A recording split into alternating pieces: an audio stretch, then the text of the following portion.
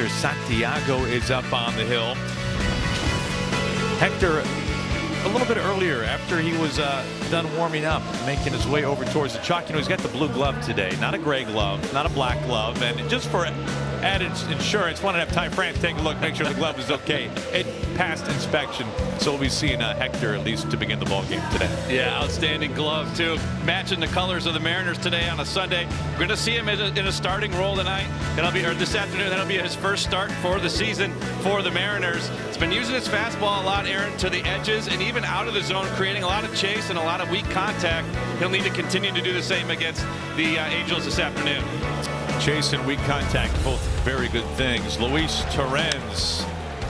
How about roping a triple into the corner using those wheels and driving in a run last night as well. The Mariners getting some great pitching last night.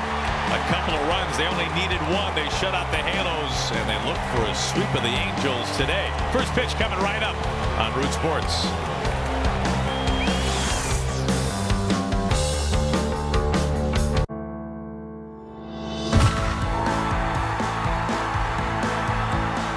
The ballpark is better when we're all here together.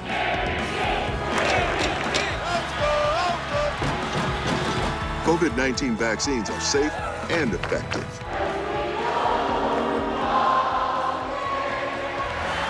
Join the team and help us all get back to doing what we love together. It is gone! Every time he steps up to the plate, goes into his windup, Swing and a miss! or runs one down. He caught it! Oh, you won't see a better one than that! He competes not only against the other team, but against the toughest adversary, himself. MLB Tonight, where the best outdo their best on MLB Network.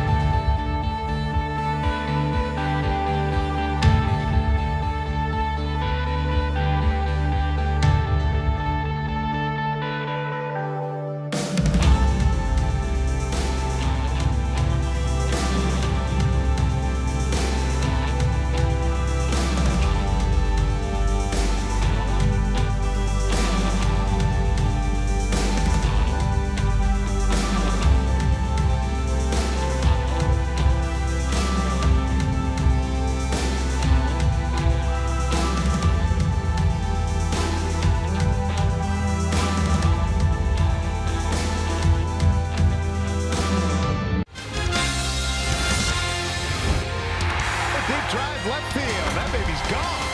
Crawford to first in time.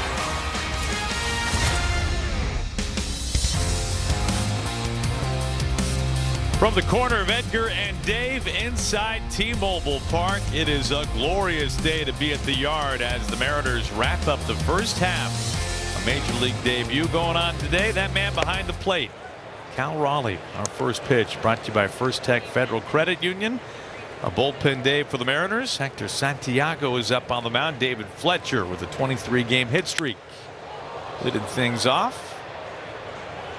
Bowers in left field flags it down and quickly one away as we look at the rest of Joe Maddon's starting nine. Shohei Ohtani, 33 home runs on the season to lead all of baseball. Jared Walsh, very strong numbers against the Mariners this season. A first-time All-Star. Kurt Suzuki making his series debut, the veteran catcher, and the former Mariner Jack Mayfield once again in the starting lineup for the Angels at third base, batting ninth. Aaron Goldsmith, Mariners Hall of Famer Dan Wilson on hand with us today. Ohtani ropes this fair ball into the corner. He will easily get extra bases as he trots into second with a stand-up double.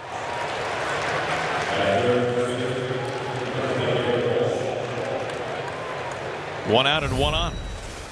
A good fastball from Santiago in off the plate. We talked about him expanding the zone a little bit, but Ohtani able to get this one off the label down into that right field corner for the 1-out double.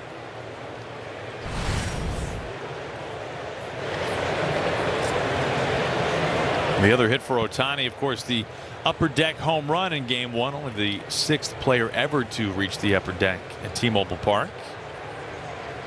Runner in scoring position for Jared Walsh. Oh, damn, what a ball game it was last night. The Mariners get 7 innings, 7 scoreless from Flexen.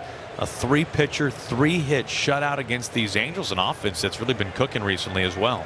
Yeah, Chris Flexen has been outstanding all season long. That was a great outing and a great time, too, to get this Mariner team continuing to roll before the break. And a couple of big hits. Obviously, the fielder's choice by Jake Fraley that scored a run, and then later on in the game, just a little insurance run from Luis Torrens gets that triple the other way down the line to pick up that second run, and that's all the Mariner pitchers needed all night long. Just a great win for the team. Smoked down the right field line. That was crushed but foul. Man.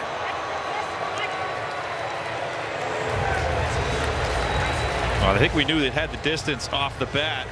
Just a question of whether it was going to stay fair, and just did turn before the foul pole. Walsh 22 home runs this year. He's been one of the best sluggers in the American League.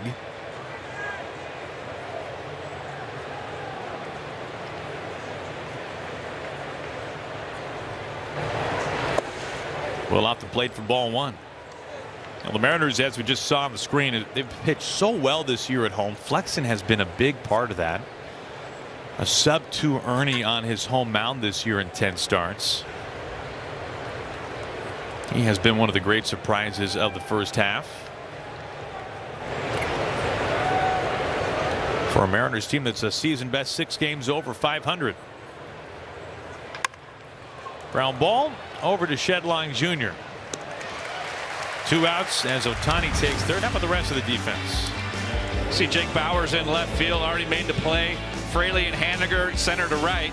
J.P. Crawford in his normal spot at shortstop. Dylan Moore is at third base today for Kyle Seager. And, of course, Kyle Raleigh, the man of the hour, making his major league debut behind home plate. Take a look at Hector Santiago's arsenal. He'll use his 4-seamer a lot today. A little changeup and a slider as well. And he'll mix in a curveball from time to time. But he's really going to come after you and make you use your bat. And he's going to try to hit the edges of the zone and expand the zone as well, Aaron. Good look at that arsenal thanks to StatCast presented by Google. And steps Iglesias with 2 outs and Ohtani at third base. Bauers busy here in the first inning. Easily makes the catch, and the Ohtani double is left stranded 90 feet away. Santiago scored his first. Mariners are coming up. My new money goal? My new money goal? We've got money goals. Buy a place closer to my family down south. Invest in Black-owned companies. Invest in green companies. Invest for my daughter's future and my retirement at the same time. Have a better credit card than her. Whatever your money goals, NerdWallet knows the smartest ways to make them happen. Compare and find the smartest credit cards, mortgages, and investing accounts on NerdWallet. For all your money questions, turn to the nerds. When we started our company, we simply wanted better sheets. But along the way, we've realized that softer, safer, organic cotton does so much more for the planet and for humanity. It helps your home become a force for good, because home is more than just an address. Home is our soul. Boll & Branch, organic sheets, bath, and home. Right now, try for 30 nights risk-free and get free shipping at bollandbranch.com.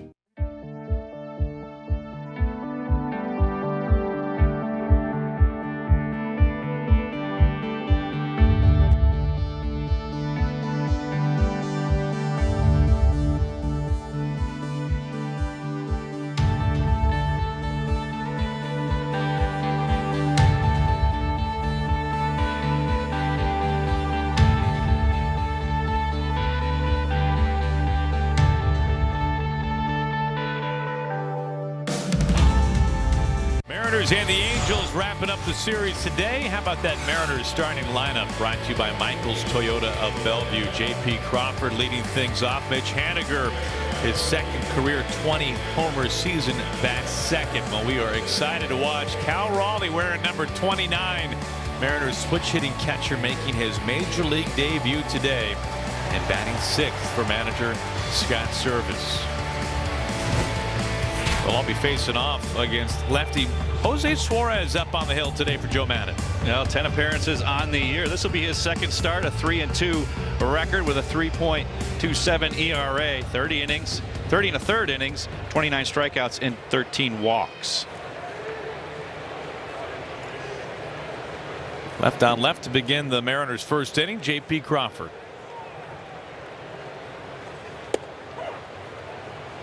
Takes the first pitch, strike one.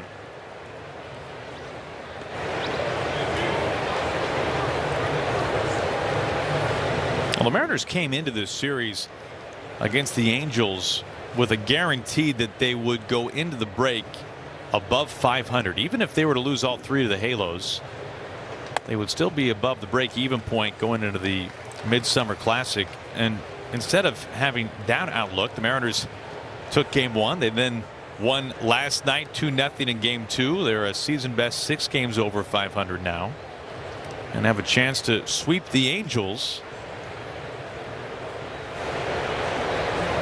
Looking for their third sweep of the season. Up the middle, and this squeaks into center field for a base hit off the bat of J.P. Crawford. Take a look at the Angels defense this afternoon. Goslin, Lagares, and Ward left to right in the outfield. Mayfield, former Mariner, he'll play third base. Iglesias, Fletcher, and Walsh around on the infield. And the veteran, Kurt Suzuki, will do the catching today for Jose Suarez. And you look at Suarez's arsenal. Good four-seam fastball. He's got a changeup. That's been a good pitch for him this year. He'll throw the curve and an occasional slider, but mostly fastball changeup for Suarez this afternoon. He's had a hard time in his career against right-handers. Speaking of that, here is Mitch Haniger. Mike and I were talking last night about how even though the Mariners are playing their best ball of the year, there's no doubt these guys are looking for a little bit of a physical and a mental break, put their feet up for a few days and rest up for what will be no doubt an exciting second half. But it was interesting hearing Scott when he addressed the media early today, talking about that and the timing of the All-Star break. And maybe it's easier for Scott to say since he's not going out there and stepping inside the box or putting on the equipment every day. But even Scott said that All-Star break is not coming at the most ideal time given the momentum the Mariners have right now. But we understand that, but we also know that the guys are looking for a break too. Yeah, absolutely. I think you're right, though. It is an interesting point when you get some momentum like the Mariners have right now. They're getting the good pitching. Their bullpen's on fire. They're getting some timely hitting, and they're winning ball games. You don't want to lose that momentum as you see Mitch Haniger picking up a single to right. Consecutive singles for the Mariners to open things up the middle in the opposite way.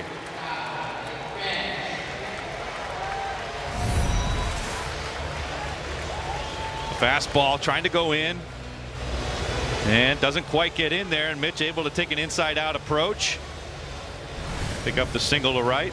Mariners have a couple on already here in the top of the first, but it is an interesting point, Aaron, and I could see where the skipper would want to just keep rolling the way it's been. But I think you're right. Some of these guys are a little banged up. Foul tip or two, maybe a foul ball off the foot at home plate. They could use a little rest. Yeah, France, who's been dealing with a bone bruise in his forearm. Seager is out of the lineup again for the second straight day. Very deep bone bruise for Seager as well. 2 on, nobody out for France.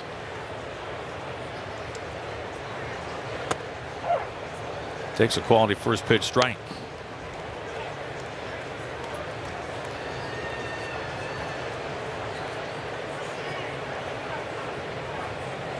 Mariners have won 17 of their last 24 games here at home.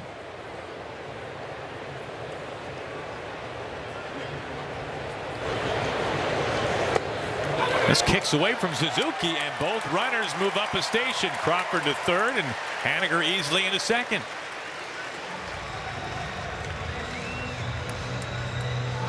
We talked about the veteran back there, Kurt Suzuki. Played parts of 15 seasons. This pitch just getting away off the thumb of his glove. Went down to short hop it and didn't quite catch it cleanly.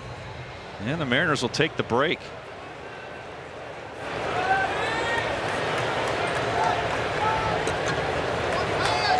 Mariners a solid 10 games over 500 on the season at home, and even better recently.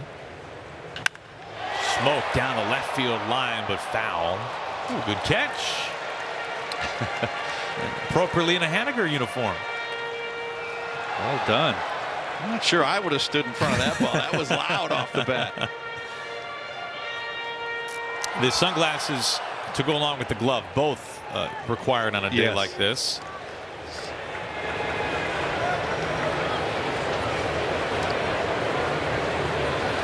France behind 1-2. And will not take a hit for the Mariners to get the first run of the ball game here.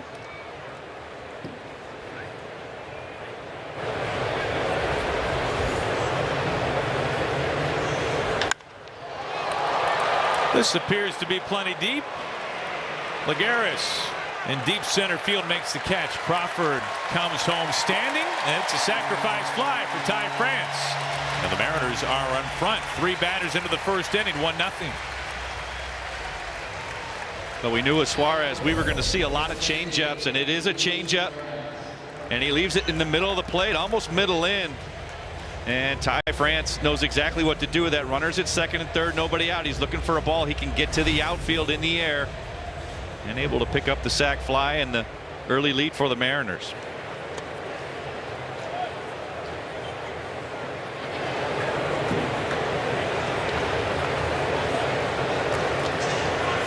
Haniger able to get to third base as the infield is drawn in for Suarez.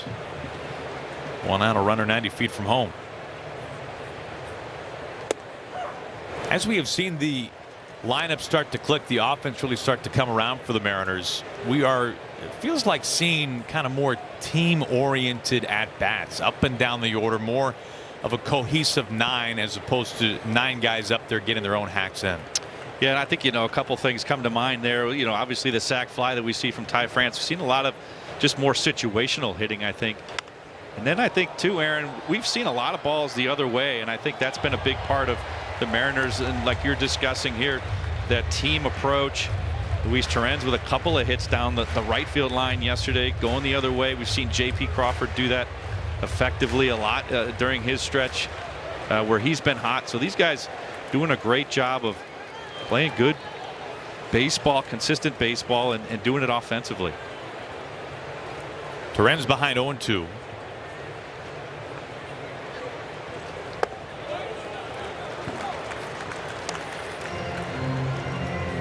It was interesting hearing Scott today talk about how much the lineup changed once Jake Fraley became a part of the nearly everyday lineup, and the quality of at-bats that Jake gives. We know about all the walks from Fraley, but just how much he grinds at the plate, how many pitches he sees, how much that has worn off on the rest of the lineup. This is popped up on the infield. Fletcher at second base. 2 gone. Which I was kind of taken by that comment from Scott, not because it's not warranted for Fraley. I mean, we see it every day what he does and the quality ABs that he brings, but just not used to hearing a guy with the lack of service time, for lack of a better way to put it, from Fraley, really impacting the entirety of a lineup, as Scott has referenced that he has done so far. Well, I think you mentioned it very well, Aaron. I mean, obviously the fact that when he gets in there, it's going to be a hard battle in your at bat, and that word spreads through the league quickly. Pitchers know that. They see his name in the lineup. They know they're going to have to throw strikes. They're going to have to throw the ball in the zone because he's going to be very selective, and that can wear on a guy. It can wear on a pitching staff. And you throw a 5 to 8 pitch at bat in there each time through the order. That's a lot of extra pitches, and it makes a difference over the course of a season. And so I think Scott's onto something there. I think it's an important point. Ball and a strike. We saw Cal Raleigh. He is on deck, making his major league debut, getting ready for his first big league plate appearance. Posted monster numbers with Tacoma this year. Shift is on for Fraley.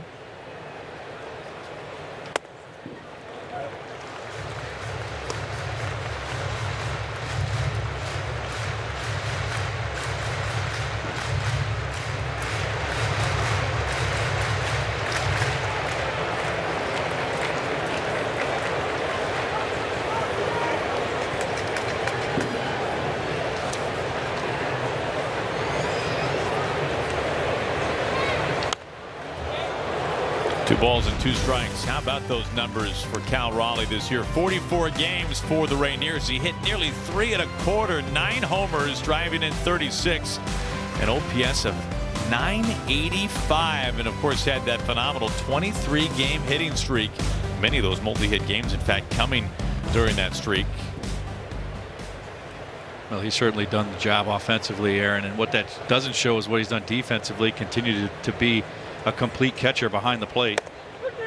Strike 3 called, very top of the zone. It'll be Cal to lead off the home second. Mariners lead it after 1. Sometimes you want the adventure, but sometimes you want the shortcut. With Home Chef Fast and Fresh, all you need is a microwave or oven and just enough time to heat, eat, and repeat. Who said food can't be fast and home cooked? Probably someone who never tried Fast and Fresh. Effortlessly create home-cooked meals like a pro with no prep and no mess. Delicious, meat simple. Get $80 off your first month at homechef.com. I wish I could try these glasses on first. Here, step into the future where everything is possible. Welcome. Here you can try on Warby Parker glasses using only your phone. Really? Wow, I like it here. And I like these. You can stay, but I'll need my phone. Okay. Just shop prescription glasses starting at $95 and virtually try them on in the Warby Parker app.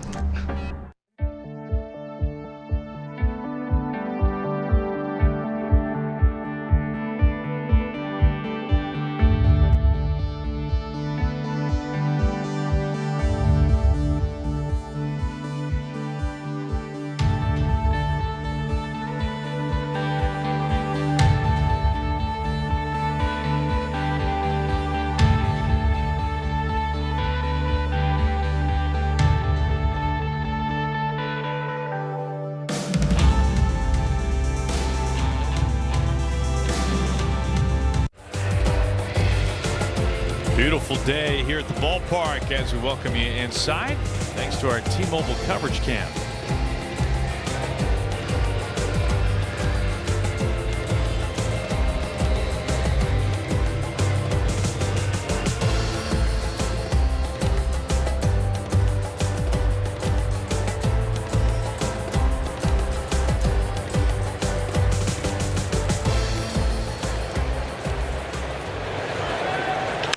Goslin swinging to the first pitch, and it's gobbled up by Dylan Moore at third base.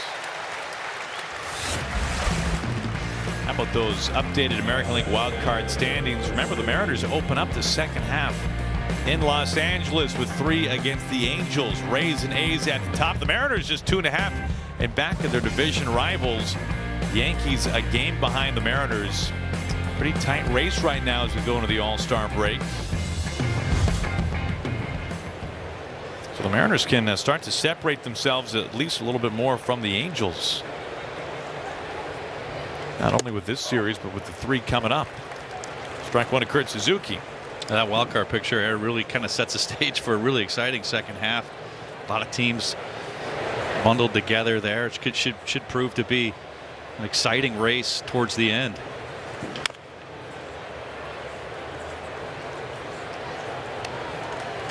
Especially with the A's in the mix there in the division. We're seeing the A's in an early homestand right out of the break.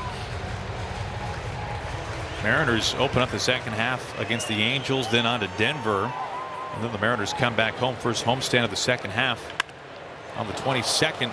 As this looked like it was almost planned. I like to think that Santiago thought thought more of it as it was on its way right between his ankles that maybe JP would be better off fielding this one.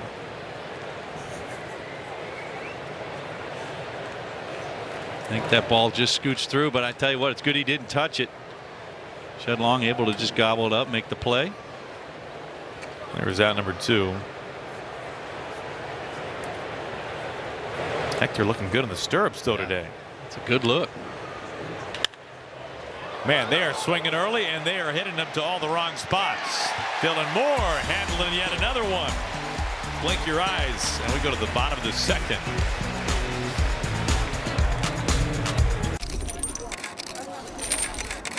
Cliff, how do you know how much bling to wear before each game? What bling you wear during the game is a very important decision. You want to wear enough so you look good, but not too much where it slows you down on the base pass. Some diamonds are always nice, but on a sunny day, the reflection can get in your eye and make you miss a play. Thanks, Cliff. Very informative. The analyst of MLB Tonight, answering baseball's toughest questions. Only on MLB Network. Sometimes you want the adventure, but sometimes you want the shortcut. With Home Chef Fast and Fresh, all you need is a microwave or oven. And just enough time to heat, eat, and repeat. Who said food can't be fast and home-cooked? Probably someone who never tried Fast and Fresh. Effortlessly create home-cooked meals like a pro with no prep and no mess. Delicious, meat simple. Get $80 off your first month at homechef.com.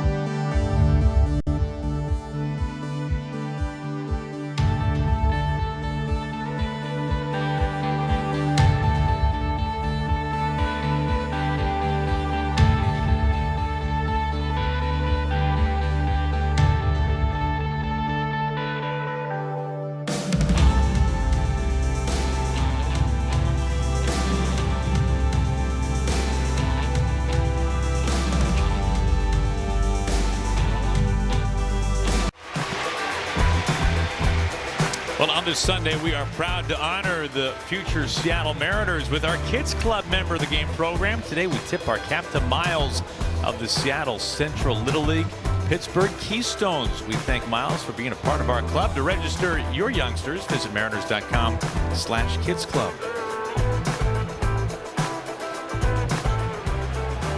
Here is Cal Raleigh. First big league plate appearance. Switch hitter, batting righty.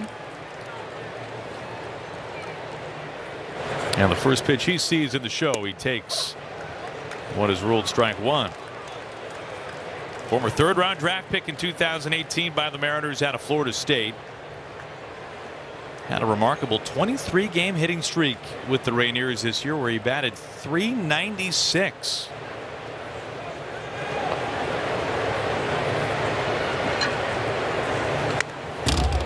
Took a quality pass at that fastball. Good swing right there. Suarez getting away with a heater at the top of the zone, almost middle of the plate. Cal gave an outstanding swing, just fouling it straight back.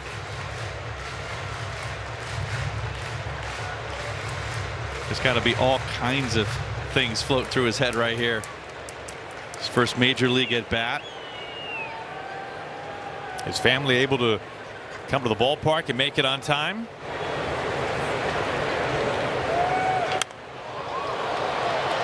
Out of North Carolina. Well, he looks like a big leaguer already.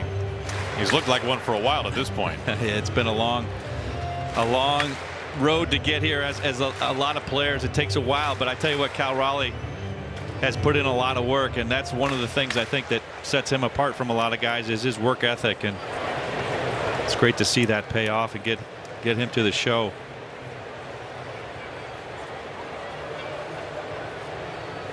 Another 0-2.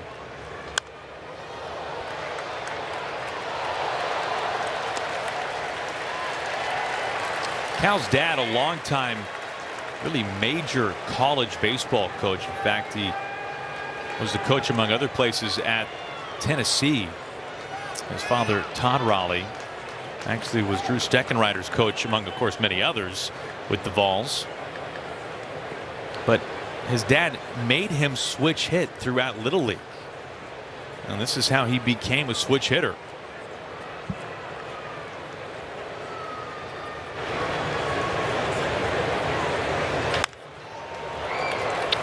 Well, in talking with Cal over the years, he talks very highly of his dad and just the foundation of baseball that his dad has instilled in him. And I think a big part of his great work ethic and attention to detail that Cal has is accredited to that. And his father. His dad was head coach at Western Carolina, which is a pretty major program as well, before going to Tennessee. Cal was about 10 through 15 years old during that time in his young life when his dad was in Knoxville. Ball and 2 strikes as Cal is putting together a pretty quality first PA in the big leagues. And you look at his numbers this year in terms of controlling the strike zone. They're better than they have ever been in his career. Just a 13% strikeout rate with the Rainiers this season. Really cut that down from years past. I know that was something he was working on down there as well. Fouls off another one. Pretty good AB here to start his career. 7 pitches already for him. We asked Scott about it because we know the mantra for the Mariners is dominate the zone. Yep. Whether you're on the mound or at the plate. And this is something that Cal has really honed in on and buckled down on to try to improve. We know that he's got power, but he's become very disciplined, even more so this year.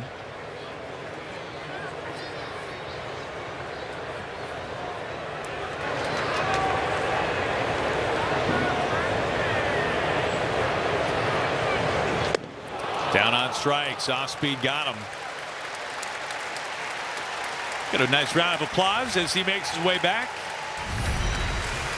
That's a good AB for Cal to start his career. A little changeup down and away from him. We saw him fouling off some other close pitches. And this one he gets just a little bit out front. Good pitch from Suarez. Yeah, Cal, if you see 8 pitches every at bat from here on out, you'll be doing all right.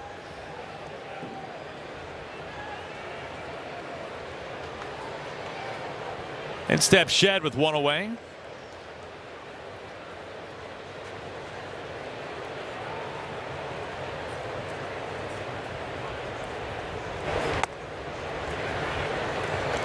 Ball 1.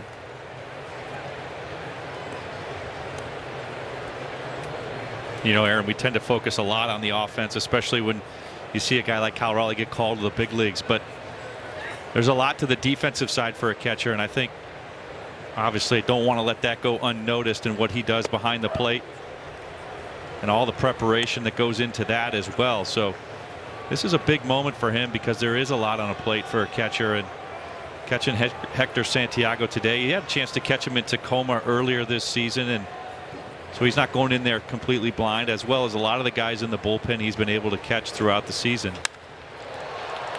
I think it's one of the things that makes it so tricky is to when to call up a catcher for the first time, right? Because you have to have 2 things really lining up well. He can't be overwhelmed at the plate, and he has to be able to do his job behind the plate. And we know that every young hitter is going to have their struggles as a major league hitter, and to make sure that that player, that catcher, is mentally strong enough and right that he will not let that carry over to what they do with the pitching staff. I mean, you know that better than anybody.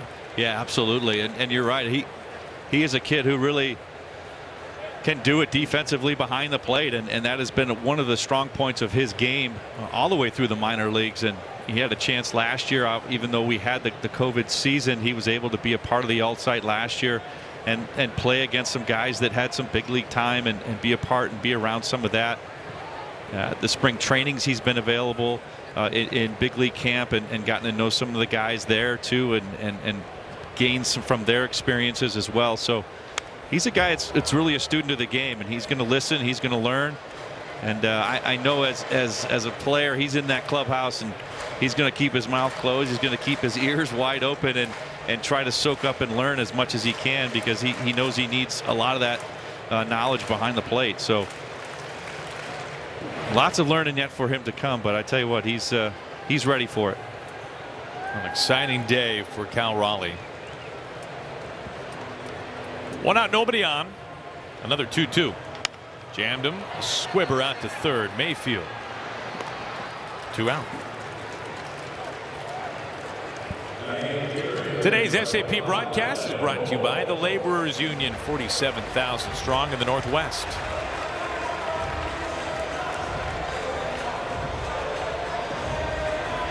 We had a magnificent crowd last night, over 27,000. Good crowd making their way into the ballpark once again today, taking some Seattle sunshine. Final game of the first half. Mariners trying to get a sweep of the Angels as Dylan Moore climbs in.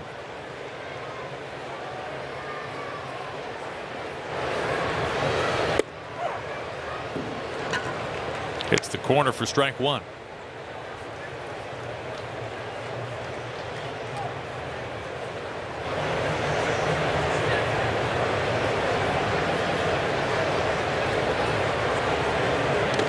Man, I've missed the cream team on Sundays. We haven't had them recently. We had Father's Day, so with the special Father's Day cap, it did not exactly go with the alternate Sunday home uniforms. We were without the Sunday unis, and then July 4th, same story. A special cap given out by Major League Baseball. It did not quite mesh, so now it's back to normal. I like Mariners that. on a Sunday. Cream team. I've never heard that before, but it's solid. I did not come up with it. Who do we give credit to then? Oh, that's a good question. Who knows where words come from, Dan? No, that's great. I love these unis. This is a good look on Sundays, for sure. You know all about looking good, though, Aaron. Oh, damn. The 2-1. Dylan gets ahead of the count now. 3 balls and a strike with 2 outs and the bases empty. Interesting, Aaron, thinking about the contrasts of catchers today. Cal Raleigh for the Seattle Mariners right. making his major league debut. First day in the big leagues, and then we got Kurt Suzuki on the other side. 15 seasons in the big leagues, 37 years old. He's caught a lot. Yeah, he's seen it all. He frames a strike there around the corner. Keeps it a strike. It's full count.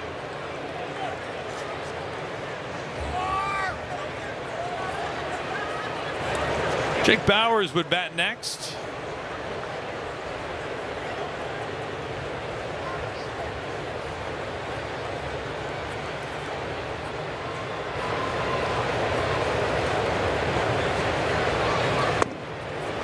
It's a 2-out walk.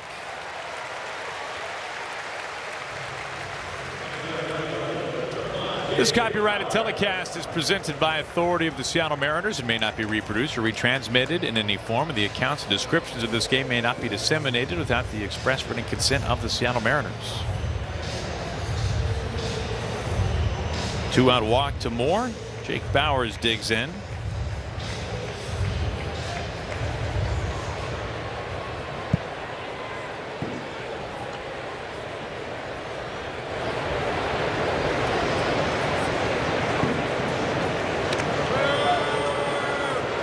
Dylan has 14 steals in 16 tries this year.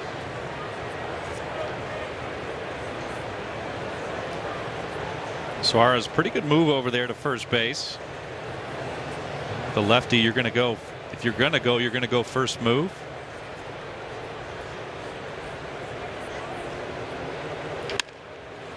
Squibbing out towards Fletcher at second base. Routine play. And that retires the side. Dylan's walk stranded. 2 complete. Mariners have the only run. Mr. Schmaltz, at MLB Network, you've done color commentary, game analysis, and demos. How do you juggle so many roles? It just comes naturally, I guess. The analyst of MLB Tonight, answering baseball's toughest questions.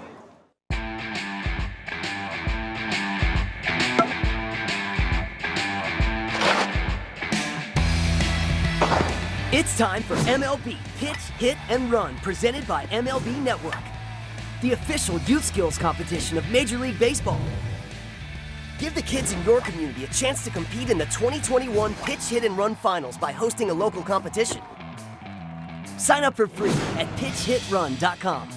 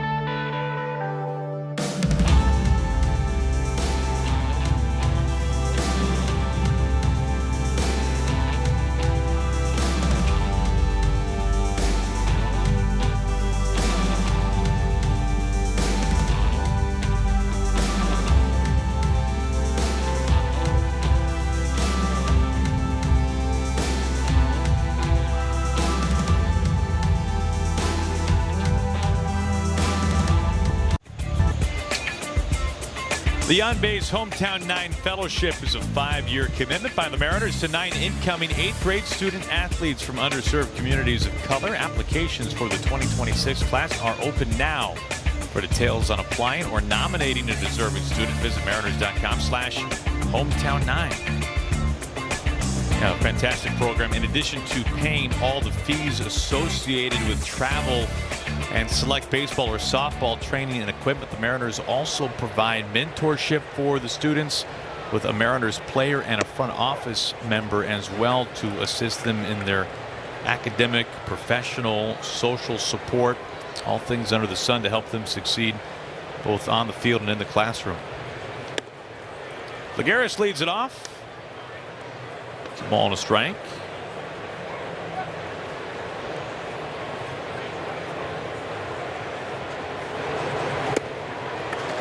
Got him to chase, 1-2.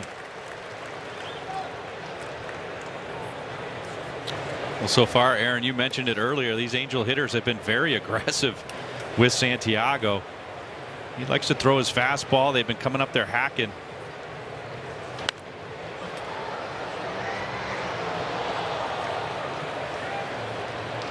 Swinging once again, still 1-2. Well, today was supposed to be a start for Justice Sheffield. Justice, unfortunately, on the injured list with a forearm and oblique injury. That's some good positioning by Shedlong Jr. Comes right to him. That is 4 straight ground ball outs. Well, another good changeup from Santiago. This one off the plate away. We've seen him continuing to expand that zone. Get that ground ball rate up. Get the chase rate up from these opposing hitters. So he's continuing to stick to what he does best.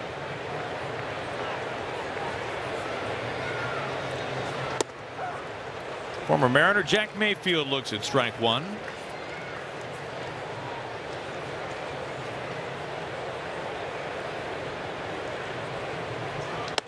Santiago finally had his appeal of his 10-game suspension heard on Thursday. A ruling on that appeal is expected during the All-Star break on Wednesday, and that really helped open up the ability of choices for Scott today, as this is popped a mile high. And Haniger gets underneath it for out number 2. Because Santiago is really a major piece on a bullpen day.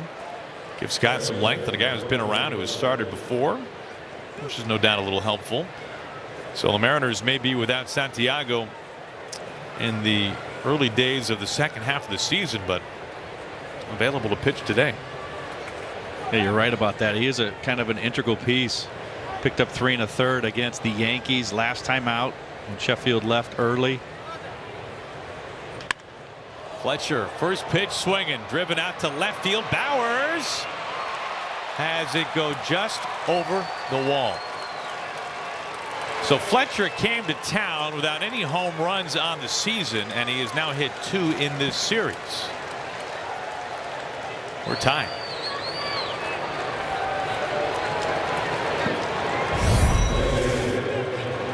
He gets a pitch up in the zone, middle. Like a little slider from Santiago. And he just able, like you mentioned, Aaron, just deposits it over that yellow line and ties this thing up and extends his hitting streak now at 24 games.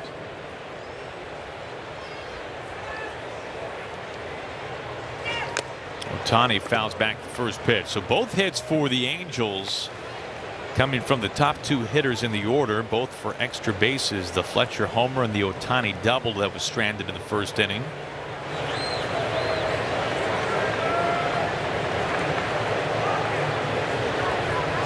Now this would take some research. Maybe JJ's up for this one. I'm guessing there's a chance that this is the first time David Fletcher has multiple homers in the same series in his career. I think there's a chance of that. I think his single season high is 6 home runs in a season. 1-2. I'm going to say you're wrong on that, Aaron. I'm going to say you're right. Home runs come in bunches. I'm saying he probably has done it before. So contrarian. It's a beautiful Sunday, Dan. I like your taking the other side. Swing and a miss for strike 3. Ohtani down on strikes. We are tied through 2.5. Hey Harold, how do you prepare for a big show? Well, I just try to stay positive. Take it one show at a time and treat it just like any other show. How do you feel about the other analysts you work with? It's a great group of guys. We're all on the same page. I'm just happy to be here. What's your prediction for the season? We'll see what happens. It all comes down to execution in the studio. The pro player answers. He's still got it. The analyst of MLB Tonight, answering baseball's toughest questions on MLB Network. You want that home run feeling? Then step in the box and let it rip. Get ready for the Major League Baseball Junior Home Run Derby, powered by MLB Develops. Compete locally and swing your way to the 2021 Junior Home Run Derby Finals. Get your community involved by hosting a local derby. Sign up for free at jrhrd.com.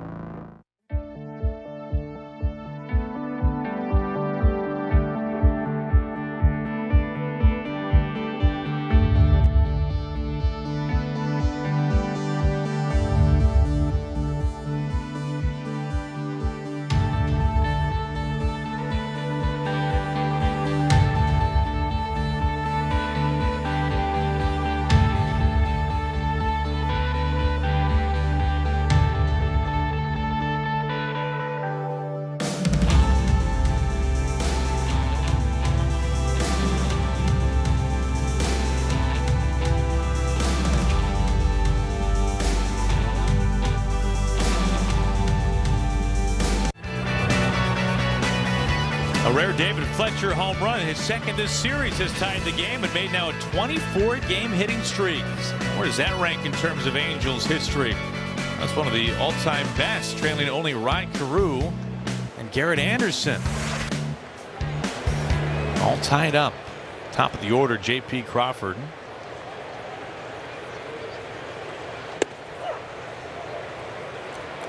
Well, we have our answer, by the way. Dan, that was quick. Those guys are awesome. We had a couple of guys fact check this for us because JJ, I just want to make sure. I think they just wanted to see you be wrong. Neil Stover back in the studio in Bellevue, also just jumping right on top of it. He's dialed in, and in fact, you were right, Dan. Yes. This is the second time that Fletcher has homered more than once in one series, and the other time was last summer against the Mariners. So he's done it twice. Oh, okay. Both times at the Mariners' expense. Well, I would have guessed for sure he would have done it before. I wouldn't have guessed the Mariners, but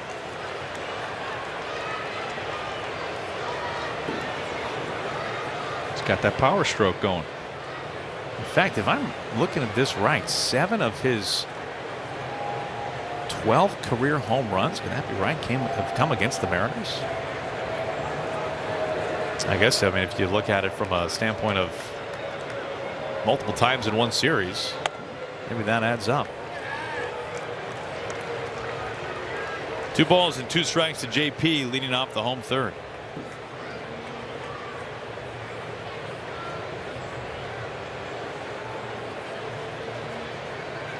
Well, home runs aside, 24 games is pretty substantial, and that's a tough streak. And you look at that list from what we saw before. When you're looking at Carew, you're looking at Garrett Anderson ahead of you, some pretty big names as well. So.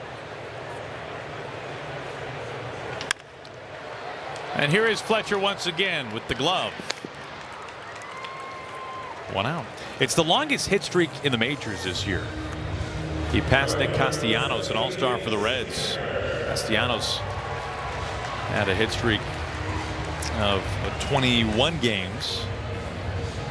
That was the previous best in the majors this season.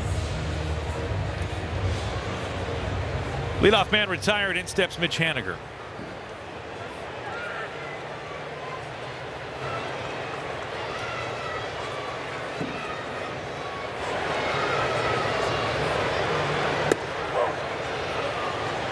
First pitch strike. Well, Suarez doing a pretty good job getting ahead of the Mariner hitters. 8 out of 11 first pitch strikes for him. 45 pitches total.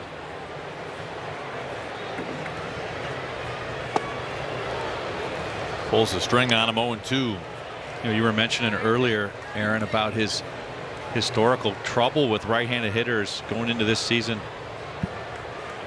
Right-handers at about a 349 clip. This year only a 149 clip, and I think it's due to his improved changeup. Really worked on using his changeup a little more. He's getting up a lot of hits with that curveball, but it's the changeup now that he's been much more effective with the right-handed hitters. That stays flat on the ground in Mayfield. Last 3 outs have been on the ground. Last 4, in fact.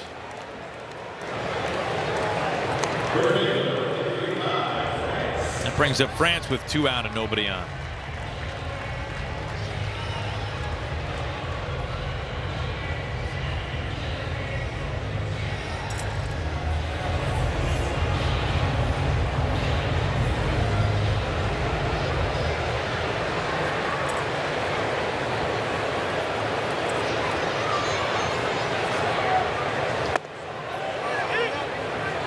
He does not go. It's ball 1.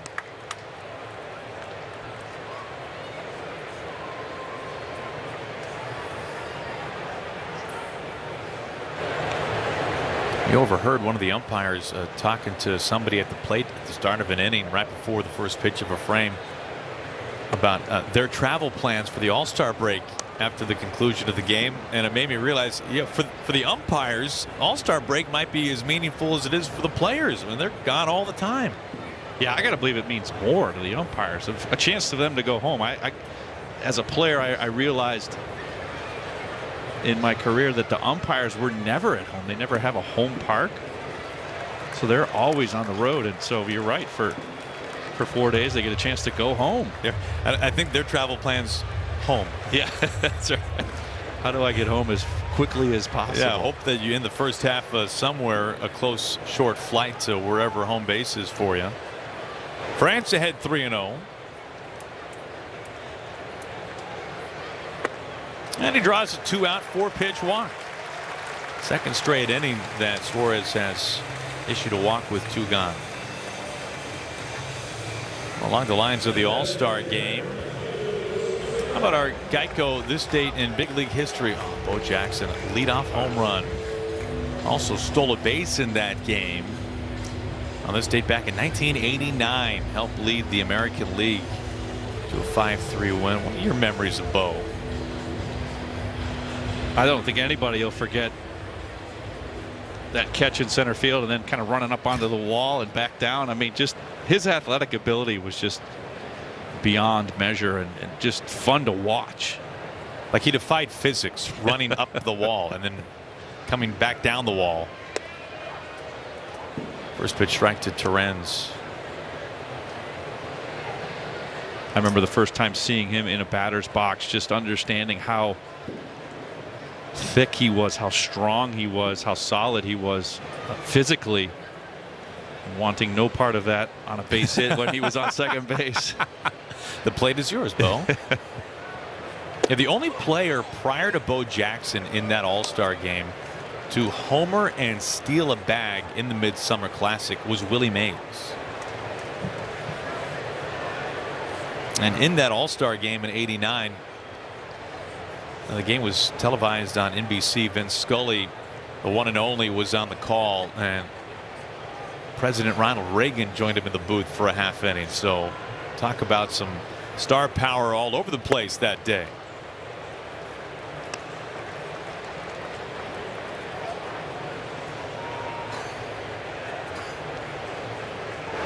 Reagan, who was one time a baseball broadcaster himself, recreating. Yes, that's how they did it off the ticker tape.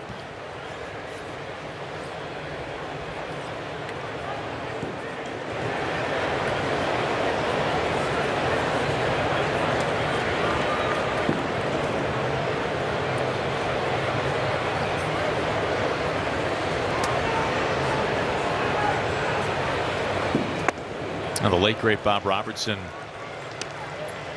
we think, was probably the last one to really recreate games.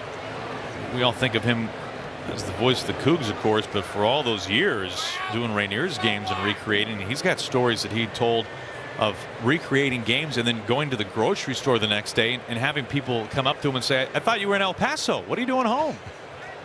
But he was that good at it. A weak wave and a miss. Some frustration for Suarez, who strikes out. France is stranded. We've played 3 all time. Hey Al, I'm just wondering, during the demo on MLB Tonight, what was that meatball you threw? Meatball? I think you're misunderstanding. That was a hitting demonstration, and that's what I was supposed to do. Oh, he go home, baby. Right. I think that ball's still traveling. Any farther and you need a flight plan for it. Next question. The analyst of MLB Tonight, answering baseball's toughest questions. Only on MLB Network.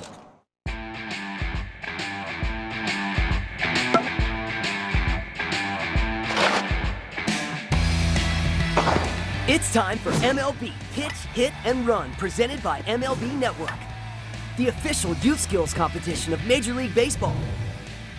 Give the kids in your community a chance to compete in the 2021 Pitch, Hit, and Run Finals by hosting a local competition.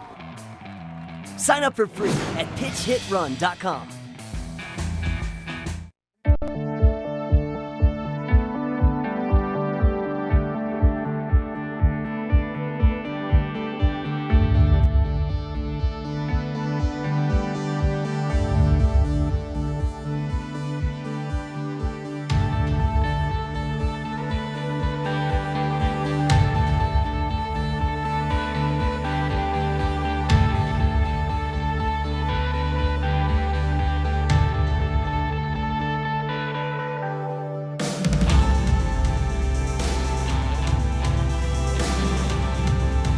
Home of the F-150, America's best-selling truck for 44 years. By Alaska Airlines. Book now, mask up, let's go. And by Steel. To find your local Steel dealers, visit steeldealers.com. How about this day around town? Nothing but blue skies overhead. Mariners trying to sweep aside the Angels today as Jared Walsh leads it off. Takes ball 1.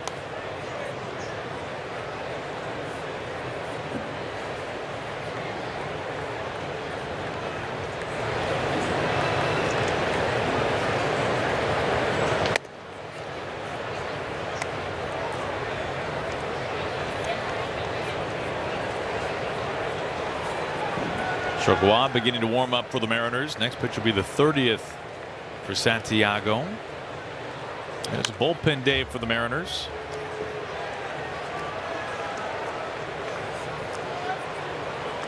And if there's ever a day to do a bullpen day, it would be the final day of the first half. Pretty well rested bullpen overall.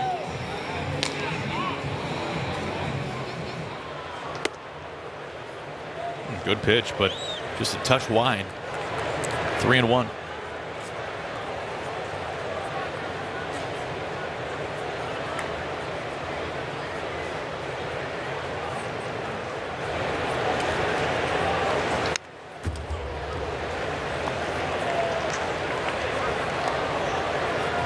I got a fastball right there, top of the zone, fouled it straight back. He's been pretty patient this at bat, taking a lot of pitches just off the plate.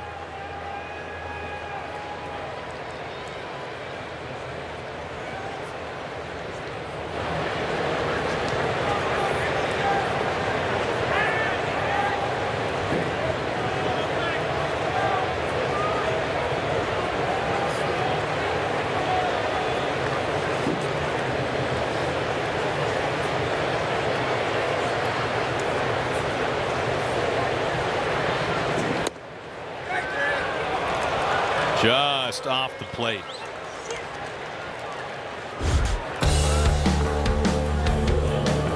Well, today's game is brought to you by your Western Washington Toyota dealers, where you'll find the exciting new Venza, Toyota's first ever exclusively all-wheel drive hybrid. For all Toyota offers, go to buyattoyota.com. Now Santiago nearly had a strikeout on Walsh. Instead, it's a leadoff walk. Chihuahua warming up, and Chihuahua coming in.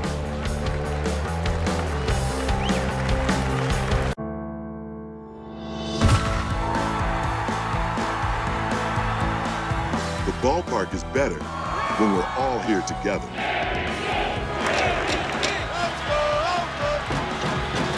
COVID-19 vaccines are safe and effective.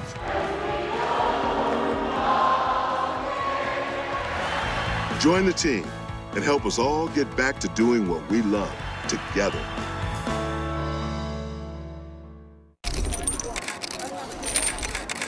Cliff, how do you know how much bling to wear before each game? What bling you wear during the game is a very important decision. You want to wear enough so you look good, but not too much where it slows you down on the base pass. Some diamonds are always nice, but on a sunny day, the reflection can get in your eye and make you miss a play. Thanks, Cliff. Very informative. The analyst of MLB Tonight, answering baseball's toughest questions. Only on MLB Network.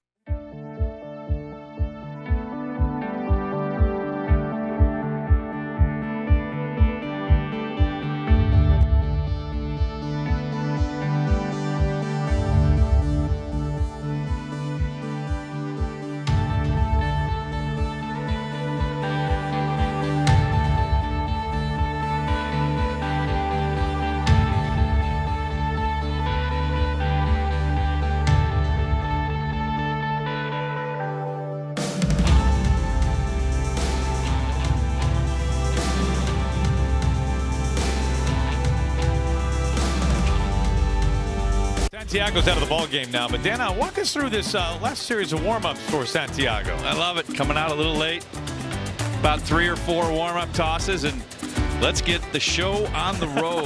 I love it. Let's save that arm strength. That's right. Save the bullets. Let's get after it. Well, he goes 3+ in this one today. The only run, the Fletcher homer. That came with 2 outs in the third. 33 pitches. And first pitch strikes at 10 of 12 batters faced. So he does his job on this bullpen day, and he clears the mound now for JT Chihuahua. A 25th appearance for JT. 24 1/3 innings. 23 strikeouts, 4 walks. We've seen the great mid-90s fastball, but it's the slider that he really has mastered. Throws a lot of sliders, and they're good ones. And with all right-handed batters the rest of the way in this lineup for Joe Madden, Scott made the change.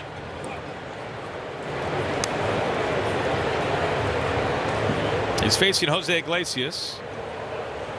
Walsh will lead off walk at first.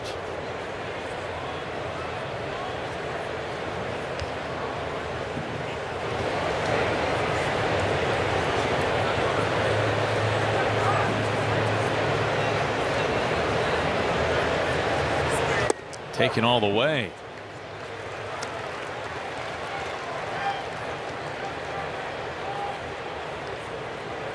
It was very reminiscent of Robinson Cano, who sometimes would go up there, especially first pitch of an at-bat, and would be in the stance and then would just straighten up and have back out. You could have thrown it right down the middle. Yep. Soft pop up. This is into shallow right field. Haniger comes in to make the catch. Mariners bullpen has just been nails really all season long, but in particular in the month of July. How about a 187 earned run average, an opposing average of 197? And Danny, the walks to strikeouts, it's ridiculous. Well, the number that jumps off the page to me is that walk number.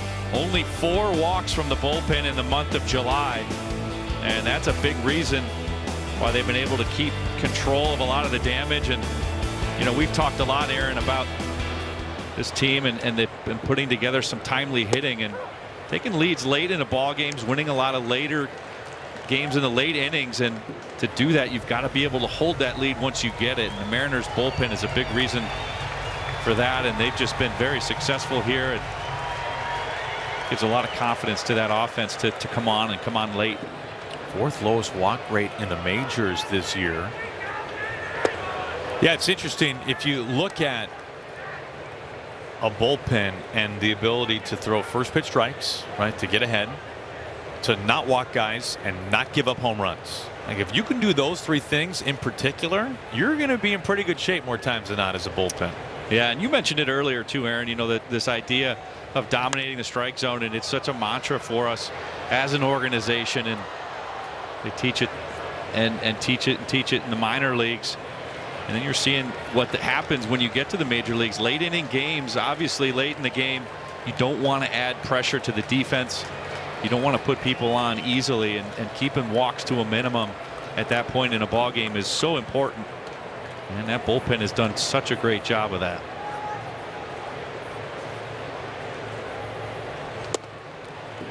Along the lines of July for the bullpen, first pitch strike rate for Mariners relievers this month, 68%. It is the top bar in the majors this month out of any relief corps.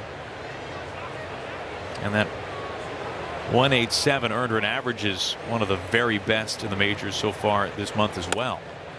This rises high and outside. Well, and as you say that, Aaron, Santiago has faced 2 hitters, and he's been ahead of both. In fact, only the Astros have a lower bullpen ERA in the month of July than the Mariners. 1 out, 1 on. Payoff to Goslin. He swings right through it. Elevated slider for round number 2. Well, typically you see that slider down in the zone. This one is up in the zone right at the top. Goslin sees it, eyes light up, but it's in that zone that's tough to get on top of, and swings through it for strike 3.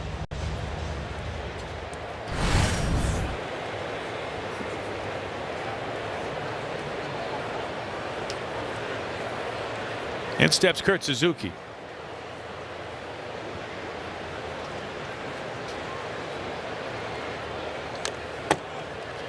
Just barely gets a piece of 96. Chakwa racing over to field that foul ball.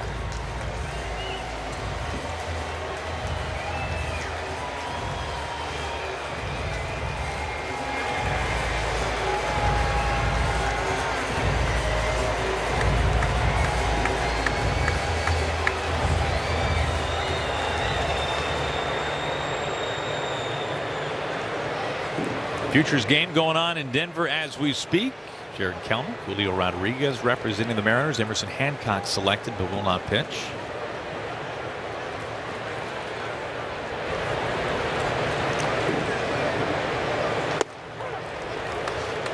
Oh, 2. But these 2 guys. Got it.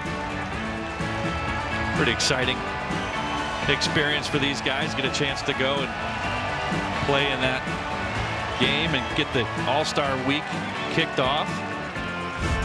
And 2 of the top prospects in baseball.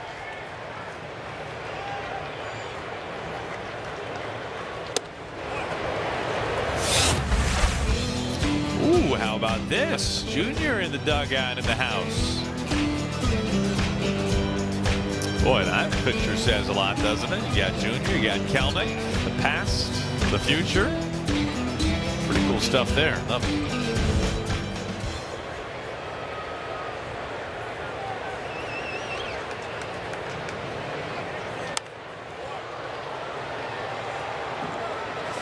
Junior, as we know, working for Major League Baseball these days, and the commissioner. He is part of essentially a task force that is looking into helping to spread the good word of the game, especially to the young ones in our country. So it makes sense to have him at the Futures game. Makes sense to have Junior anywhere, actually. What a great ambassador for the game.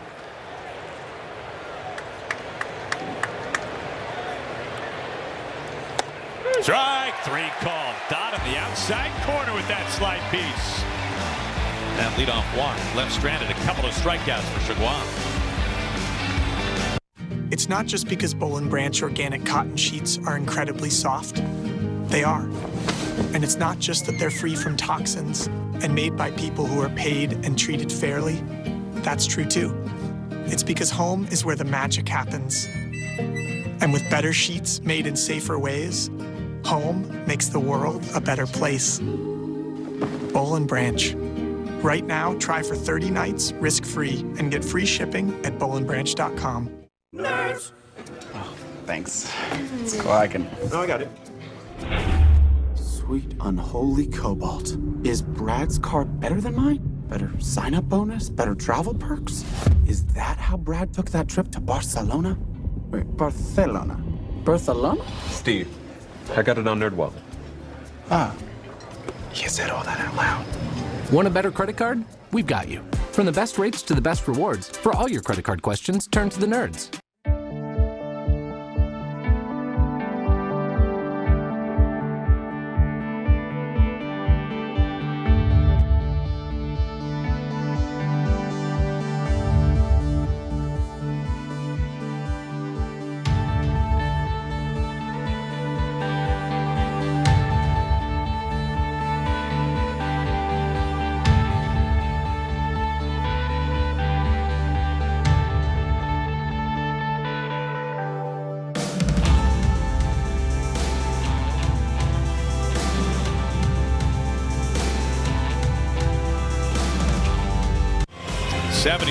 And sunny in Seattle as we bring you inside the ballpark with our T-Mobile coverage cam. Final game of the first half for the Mariners.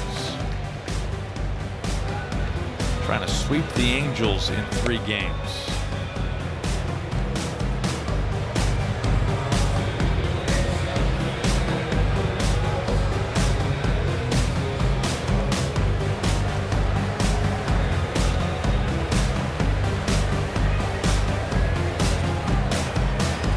I just think there were times like this long ago where you would be in the Kingdom right now.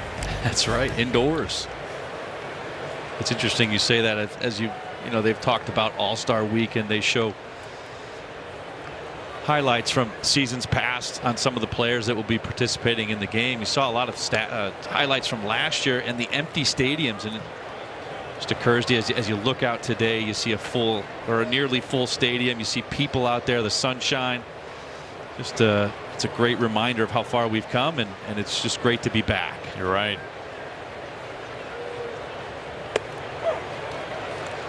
Fringy pitch ruled strike 1. Well, even the last couple of nights when the Mariners have had in the neighborhood of 25,000 fans at the ballpark, not only have the fans been so into the game and have been so vocal, but when you this is off the hands and Iglesias has no play on it. Fraley is aboard. When you compare it to an empty ballpark, Danny, 20,000 fans and change sounds like 40,000. Oh, what a difference for players too, as you play in front of more people and the volume gets more. As you see Jake Fraley taking this fastball on the inside part, like we talked about before, Aaron, kind of that inside out approach, hitting it up the middle. Not hitting it hard, but Iglesias with no play. And Jake has started something here for the Mariners in the 4th. Leadoff man aboard for Cal Raleigh. His second time up. He struck out on an 8-pitch at bat. First time in a big league batter's box, making his major league debut today.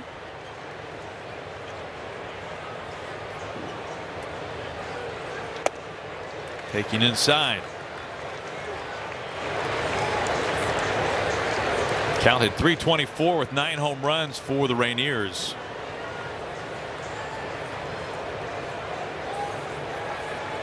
An 8-pitch at bat his first time up. Swinging and missing on that 8th pitch, which was a changeup. Pretty good at bat for him. We had a chance to talk to Cal before spring training. And one of the many things we asked him about, his desire during the shutdown period to go back to school online at Florida State and get his degree. And I kind of joked with them that it was initiated by mom or dad. You kind of assume that that might be the case. And he said no, it was not something that his parents really sparked for him. Not that they weren't supportive of it, but it was something that he wanted to do himself. And he said the reason, besides just the pride of having a degree, is he knew that for the rest of his career he would be interacting with young people, young baseball fans, and he wanted to be able to tell those boys and girls that he has his college degree, and kind of how much more authenticity that gives him when talking to young people about going to school. Yeah, I love that. I love that about him. He's got that different approach. Always thinking about other folks. Dan, is the best part of Cal making his major league debut that every Tuesday we don't have to ask you, hey, what's the latest on Cal? How's Cal doing in Tacoma? What's going on with Cal? You are our weekly Cal update. Well, that's true. We're dialed in. Does that mean my All-Star break extends now since he's here?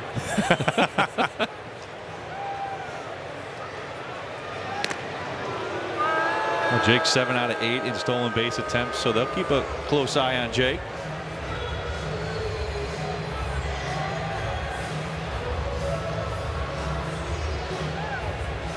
Well, Cal is known so much for the relationship that he builds with his pitchers. He and Logan Gilbert are cut from the same cloth. Those two very close from the time they've worked together in the minors. Well, healthy hack at it, 2-2. In fact, Logan, when we asked Logan Gilbert about Cal Raleigh, he said that Logan thought that he was like the master preparer for a start. And then he said, and then along came Cal. And that the only person he's met who prepares with more intensity and more depth than himself, than Logan, is Cal Raleigh. Yeah, the two of them worked very well together coming up in the minor leagues, and I'm sure Logan is happy to see Cal here as well. Broken bat, a little flare pop up, drifting foul, and Walsh takes an at-bat away. Tricky angle. Out number 1.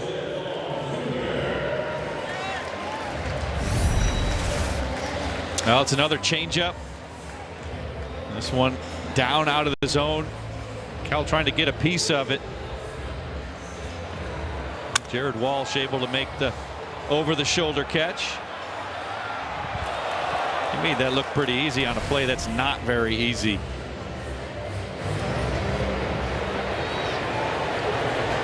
One out, one on for Shedlong Jr.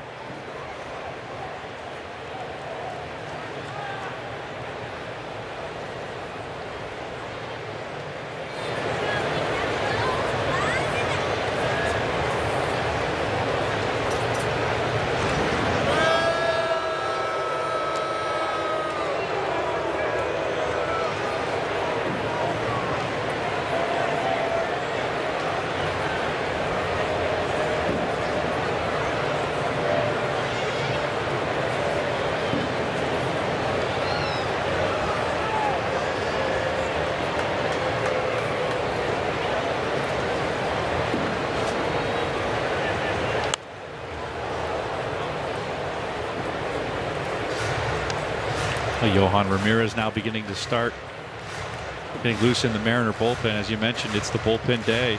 JT Chargois doing his job.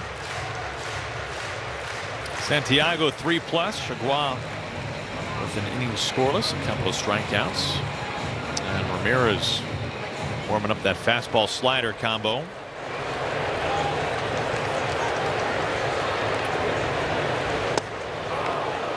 Oh, and 2 on Shed.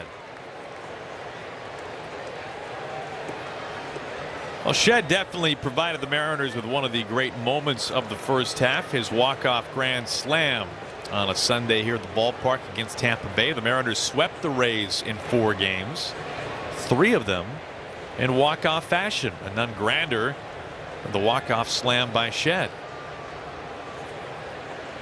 See what you did there. Grander, well done. Here's the 0-2 inside. It was cool. It was Father's Day, and when Jen interviewed Shed on the field, Shed was able to pick up the camera, which is not an easy thing to do. As you know, Dan, you're down there in the field. The camera's far away, hanging off the second tier of the ballpark someplace. Right. Looked right in the camera, pointed to it, said, "This one's for you, Dad. I know you're watching." What a moment for his family back home, too. This has some carry out to left field, but not deep enough. Goslin cutting across, makes the catch. 2 away.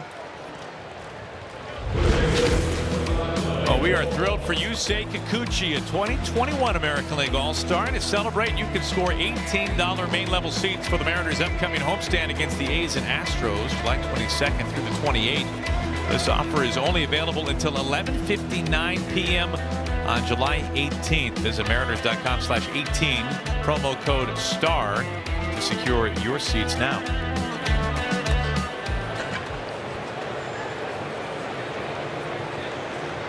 Two outs, a man aboard. Dylan Moore batting. Oh, it's interesting. You know, you mentioned the Tampa series, the 3 walk-offs, the grand walk-off with Shed. But you think of all the great moments that the Mariners team has had here in the first half, and it's been a different guy every night, it seems like, and that's really the mark, I think, of a good ball club, when you're getting contributions like that from guys up and down the lineup, and the Mariners have certainly done that here in the first half. Yeah, I think if somebody were to tell you that the Mariners would be in the neighborhood of 6 games over 500 at the All-Star break, you would probably assume that Kyle Lewis was right there in a Rookie of the Year form that we saw last year, that Jared Kelenic had come up and done great things, that the rotation had stayed healthy. And in reality, we have not seen those things. We have seen many guys kind of come out of nowhere in some cases, especially when you reference the bullpen, which has been such a rock for the Mariners here in the first half. We have seen certainly some carryover from last year. J.P. Crawford, his glove has carried over, and he has impressed by leaps and bounds compared to prior years offensively. Yeah, that 308 average in the leadoff position with 3 homers for JP. Tell you what, just what he has done offensively, but like you mentioned, he's been the cornerstone of that defense. The Mariners defense with 89 double plays here in the first half, second only behind the Boston Red Sox at 90. So this is a team that has done it defensively, and JP's been in the middle of that. He's been in the middle of the offense, and he's just had an incredible first half. Was really pulling for him to make that All-Star club. But tell you what, he's had an All-Star first half for sure. Smoke foul. Yes, he certainly has.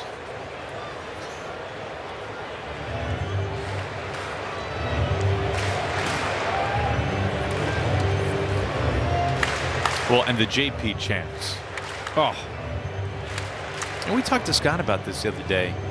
Danny, you remember the Edgar chance very well. That was, it doesn't get better. But we haven't heard that for a player really since Edgar. Certainly not consistently. Right.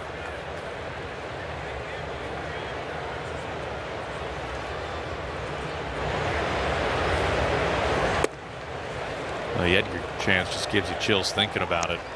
Yeah, that's a pretty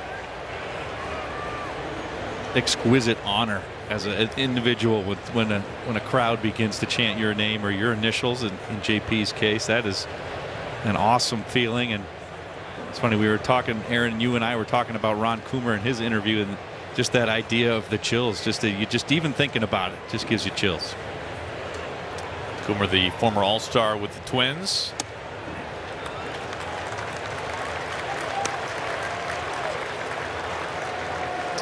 Ron Coomer was an all-star in 1999, the all-century team at Fenway Park. Ted Williams was brought onto the field, part of the pregame festivities, and both sides circled around Teddy ballgame, and Coomer was trying to give some people some space. He backed up a half step. He stepped on somebody's foot, was alarmed, didn't want to hurt someone. He turned around, and it was Stan Musial. Who's that? And he said, "Oh my gosh, Stan, I'm so sorry." And he said, "That's okay, Ron." And Ron Coomer was over the moon that Stan the man knew his name. And then he said, I mean, this is close, but Raley's back in time. He said he apologized to Stan Musial, who, no surprise, was very gracious, said no big deal. And then as he turned his head the other direction, there was Lou Brock. And what a day. Ron Coomer, Lou Brock, and Stan Musial started having a conversation an arm's length away from Ted Williams. I love how he put it, too. He said he had 2 rosters full of guys on the field that didn't want the game to start. They wanted to just keep talking with all these old-time players. Cut on and missed for out number 3. Fraley's infield base hit is stranded. After 4, we're all tied. 10 years ago, I had an undiagnosed heart condition, and erectile dysfunction was actually the first sign that something was wrong. Luckily, I'm a doctor, an expert in sexual health, and Zach's dad. Not everyone has a doctor in the house, and some health conditions can be really tough to talk about. We started Roman to change that. Now you can go online and chat with a physician. And if treatment is right for you, we'll ship genuine medication right to your door. If you're experiencing ED, hair loss, cold sores, or other issues, let's take care of it. When we started our company, we simply wanted better sheets. But along the way, we realized that softer, safer, organic cotton does so much more for the planet and for humanity. It helps your home become a force for good, because home is more than just an address. Home is our soul. Boll & Branch, organic sheets, bath, and home. Right now, try for 30 nights risk-free and get free shipping at bollandbranch.com.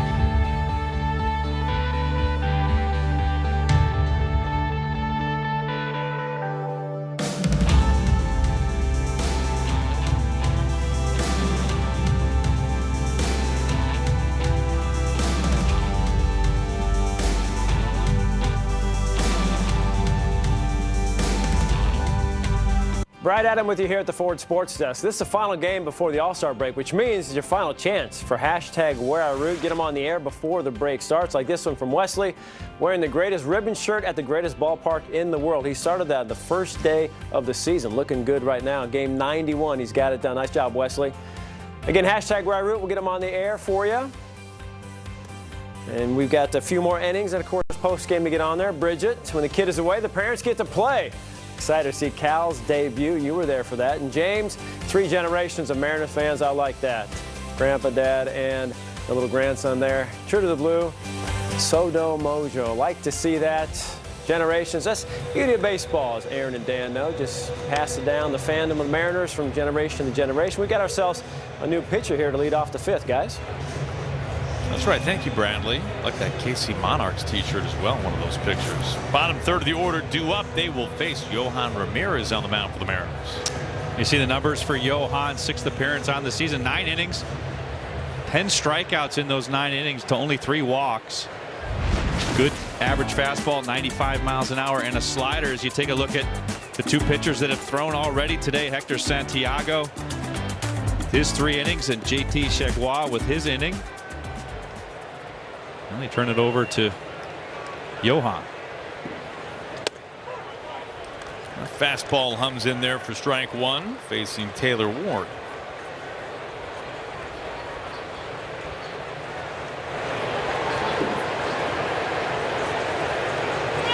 Oh, watch out. Yikes. That clips him. That one got away.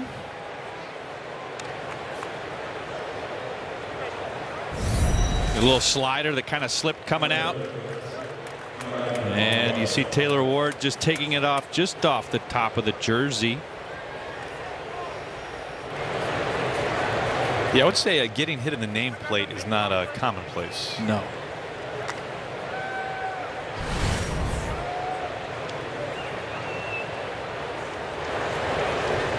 Leadoff hit by pitch. Lagares climbs in.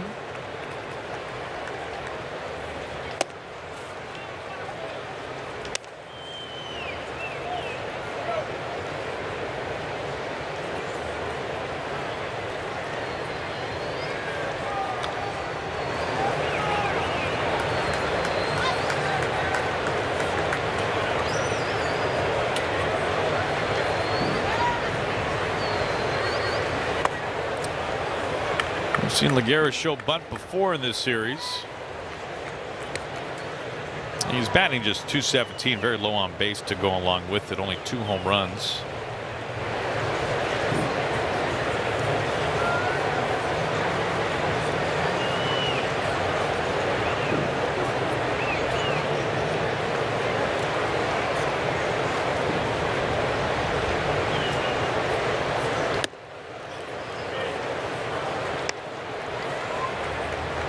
Now Ramirez threw that first pitch strike. He has thrown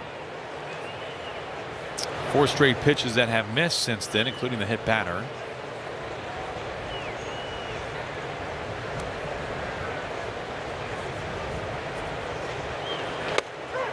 There's a strike. The Mariners play Lagares straight up in the infield and the outfield. They would love a ground ball double play right here.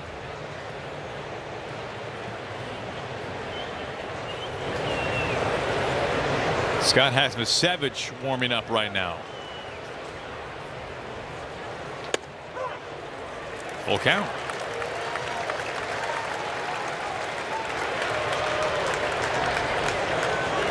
A couple of good fastballs to get back into the count. As you see Anthony Misevich getting loose. He's thrown just 3 pitches over the last week. He's got a fresh arm.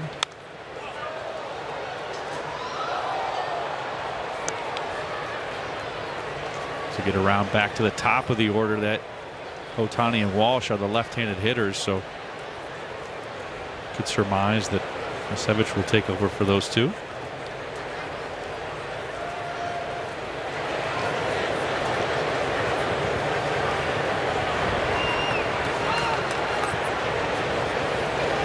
The payoff. Missing. So hit batter, now a walk. And in a 1-1 tie, 2 aboard.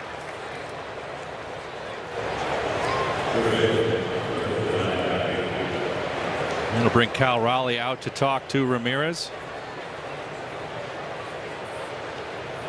Johan only recently called up, so Cal and he have quite a bit of history in Tacoma.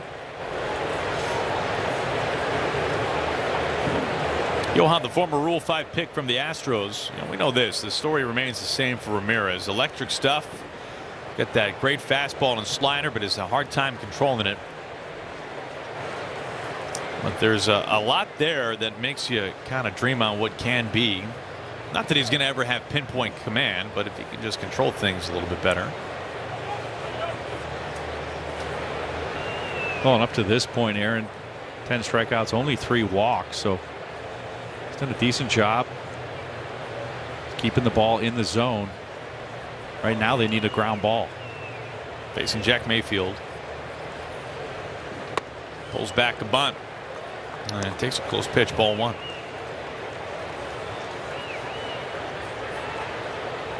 France at first base is a step in on the grass. That is where Mayfield will try to bunt this at the third baseman.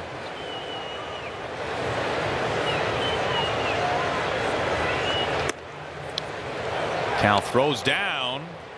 JP with the tag on Ward, but he's safe. It's a heads-up play right there. A lot of times that runner at second trying to get a good extra secondary lead. In case of a hard bunt, he wants to get to third base, so oftentimes you can catch them on their right leg with a throw back. Ward able to get in easily.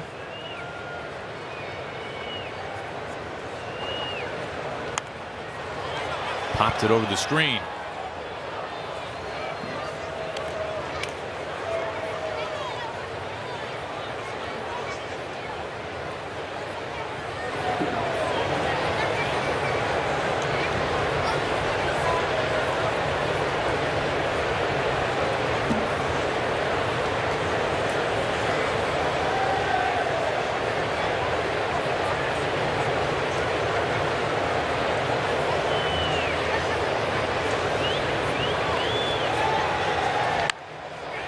Dillon on to first. Now Mayfield moves up both runners. Ward to third. Lagares is second.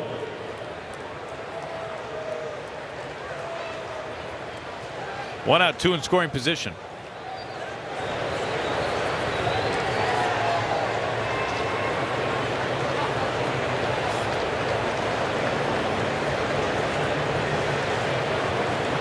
Top of the order, David Fletcher extended his hitting streak to 24 games, a major league best with his home run in the third inning. Mariners will pull that infield in, trying to keep that lead or keep the score tied.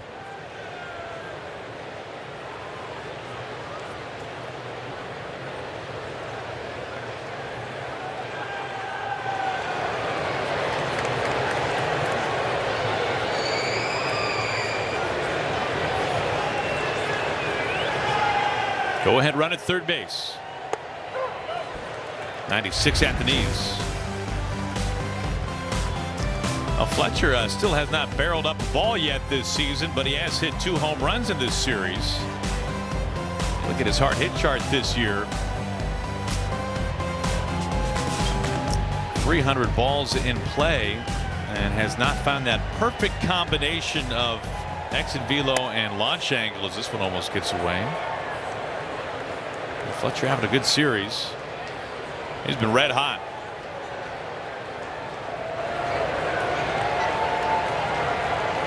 Well, and as you mentioned, he finds his power stroke against the Mariners there. That has been the case, unfortunately.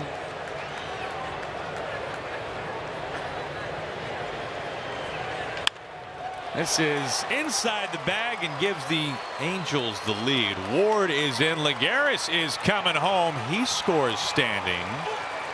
It's David Fletcher 3 and the Mariners 1.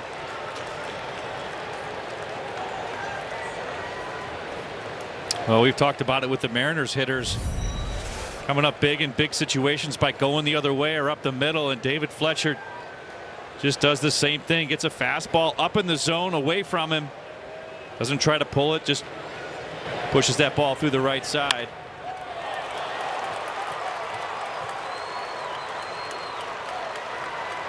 Picking up both runners. And that'll bring out Scott Service for a pitching change. Savage has been warming up. Ohtani due up next. We'll step aside for a pitching change.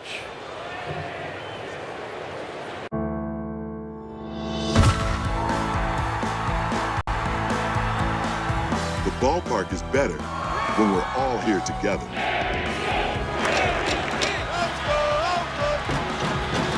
COVID-19 vaccines are safe and effective.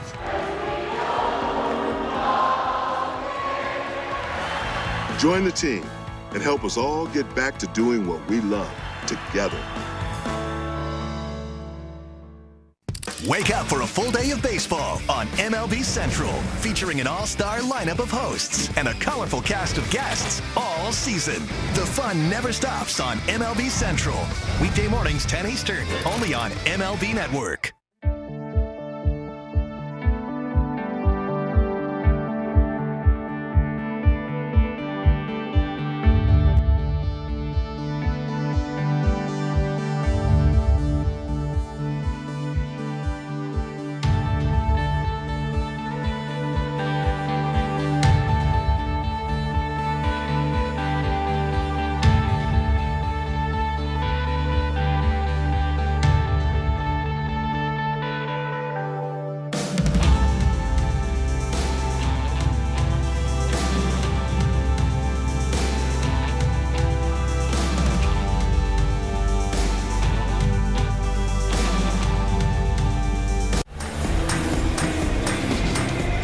One out, one on top of the fifth as Shohei Ohtani about to dig in. Chris Flexen last night was brilliant. How about his final matchup versus Ohtani a night ago?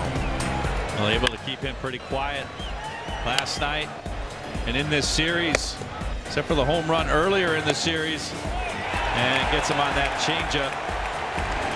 Ohtani didn't like it. Yeah, not a good call. Ohtani very polite about it. The splits this year for Ohtani, I'm just hanging in there against lefties to say the least. By that we mean 70% better than league average, a 170 WRC plus, even better than that against righties. Well, the Mariners have seen Ohtani today double and strike out. It takes us to our Beacon Plumbing call to the pin. It is a lefty out of the pin, Anthony Misevich. Anthony's 38th appearance on the season. Opponent's hitting .262 off of him. 32 innings, 34 strikeouts to only 9 walks. You see a fastball and a cutter. Yeah, he faced Ohtani in the 7th inning in game 1. And Ohtani smoked a ground ball at 107 off the bat, but it was snared by Dylan Moore, who that night was at second base. It ended the inning.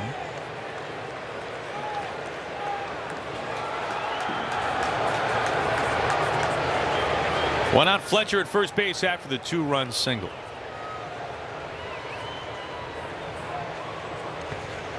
Fletcher taking off, and he gets in without a throw. It's a wild pitch by Misevich.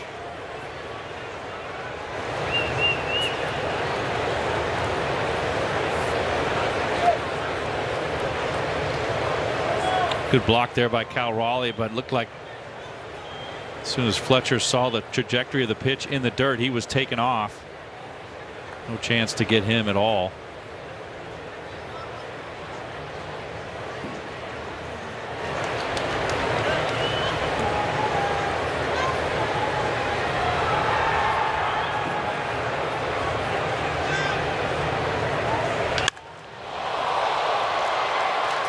Into left center.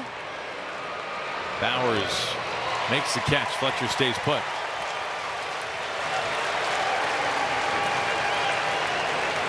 The anticipation, even by the road crowd, every time Ohtani puts a ball up in the air. He leads the majors with 33 homers. None bigger than his home run in game 1 of this series. So Misevich able to retire Ohtani.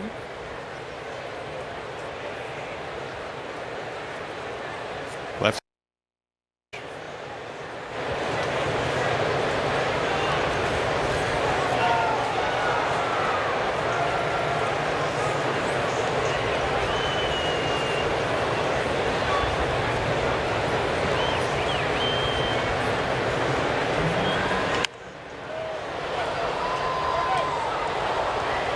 Good fastball there from Misevich. 95 miles an hour. In on the hands, maybe just off the plate.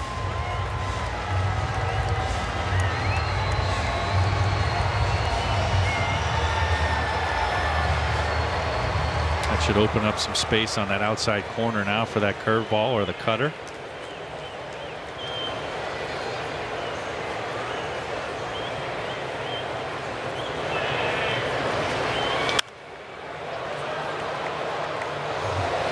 Oh, 2 on Walsh.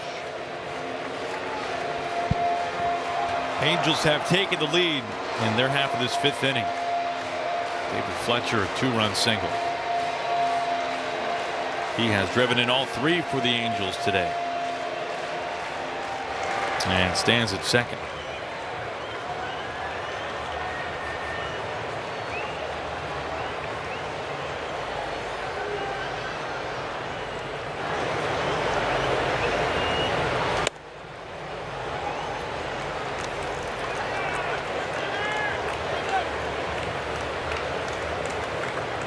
Missing with the cutter just above the zone.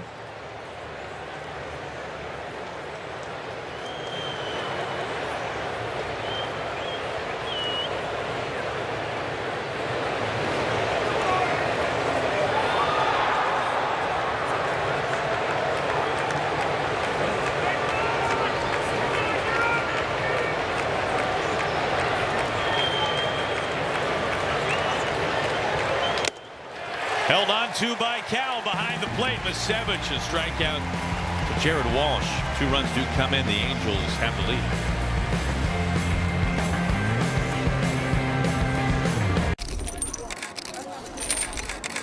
Cliff, how do you know how much bling to wear before each game? What bling you wear during the game is a very important decision. You want to wear enough so you look good, but not too much where it slows you down on the base paths. Some diamonds are always nice, but on a sunny day, the reflection can get in your eye and make you miss a play. Thanks, Cliff. Very informative.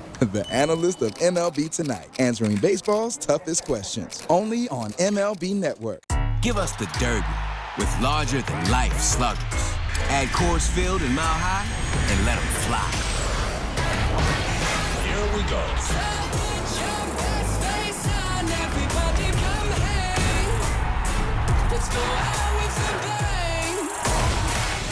Give us a show for the ages. The 2021 T-Mobile Home Run Derby, Monday at 8 on ESPN.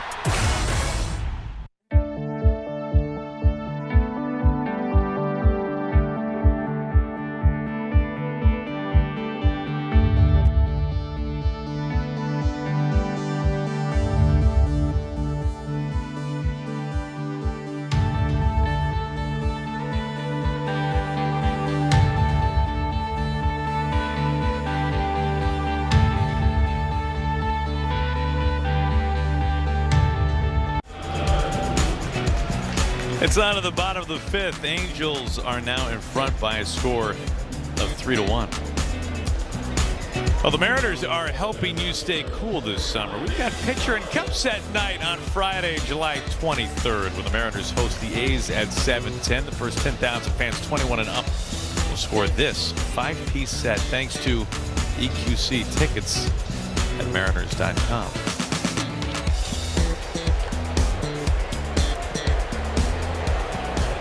9-1-2 for the Mariners. It begins with Jake Bauers.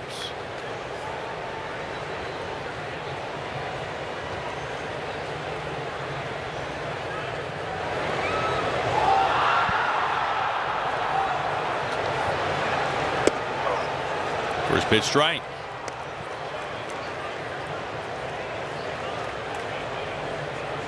So the futures game going on with Kalnick and Julio there. Meanwhile, we are not that far away, about an hour out, in fact, from the first round of the draft, which is for the first time happening during the All-Star break this year. That's at 4 p.m. it begins this afternoon. It's on ESPN and MLB Network. The rest of the draft will be streamed tomorrow on MLB.com. You can watch it there. Mariners have the 12th overall pick in the draft this year. Pirates hold the #1 overall. Rangers at 2. Tigers, Red Sox, and Orioles round out the top 5. Lots of changes to the draft this year, Aaron. Yeah, the time in which it's going on also significantly shortened. 20 rounds. This is dropping. Oh my goodness. Gosselin with a running backhand sliding catch. Kind of checked all the boxes. Really a great play by Gosselin. Concentration here. We've got 2 or 3 players converging, and he comes in with a slide and a backhand turn of the glove to make the catch. Pretty nifty play.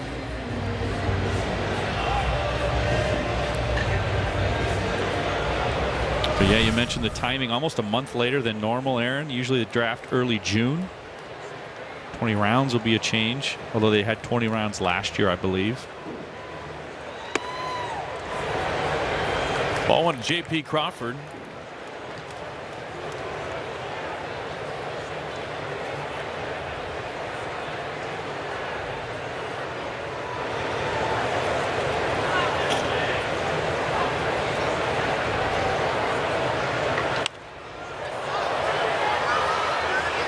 Suzuki thinking he's got to play. This is a few rows back into the crowd. A ball and a strike.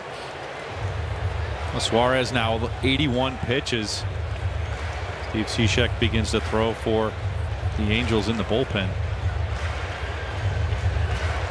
Suarez done a pretty good job keeping the Mariners fairly quiet.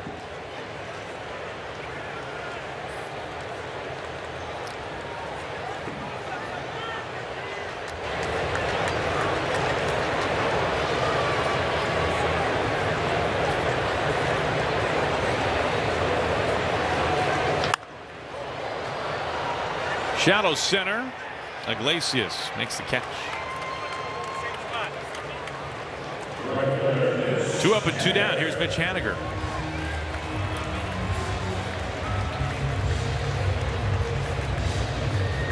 We are so used to the production this year from Mitch Haniger. He's only 6 home runs shy of matching his single season high. That was 26.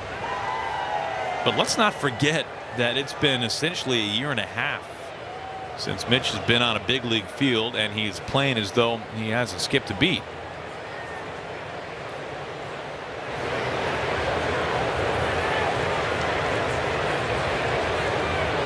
I think really you can make the case that Mitch has been a first half surprise for the Mariners. This is not out of the ordinary for Mitch if all things were normal for Mitch Haniger, but given the immense amount of time away from the field, for him to be able to be posting the numbers that he is and really be in that all-star discussion and consideration, it's pretty remarkable. Yeah, you mentioned that scenario earlier about looking at where we are 6 games over 500, but you're right. Mitch Haniger, if you would have said at the beginning of the year, would not have missed a beat, would have been healthy and doing what Mitch Haniger does, you would have been hard-pressed to think that would have been the case, missing that amount of time with the injuries that he had. It's really a testament to the work he's put in to get back and to get back stronger, and it's a testament to his daily routine. You can get back from an injury, but then you have to continue to maintain that on a daily basis, and so great job for Mitch to get healthy and to stay healthy throughout this entire first half.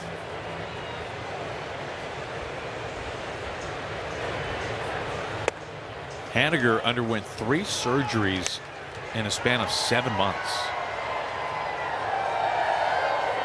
He had not played since June 6th of 2019 until opening day this year. He missed the previous 156 Mariners games. And the only reason that number isn't significantly higher is because of the shortened season.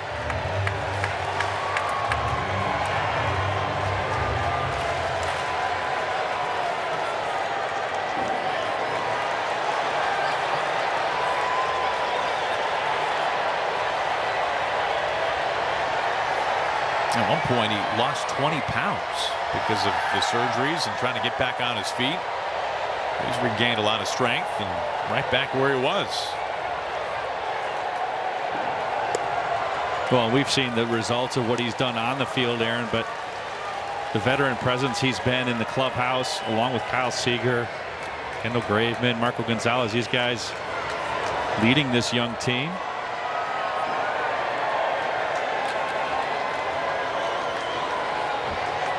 An incredibly young team, but some real veteran pillars that you mentioned. 2 outs, nobody on.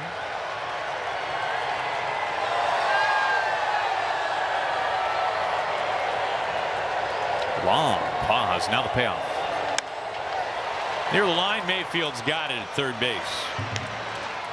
Suarez retires his side in order. Just 1 run over 5 innings for the Angels starter. Mr. Schmaltz, at MLB Network, you've done color commentary, game analysis, and demos. How do you juggle so many roles? It just comes naturally, I guess. The analyst of MLB Tonight, answering baseball's toughest questions.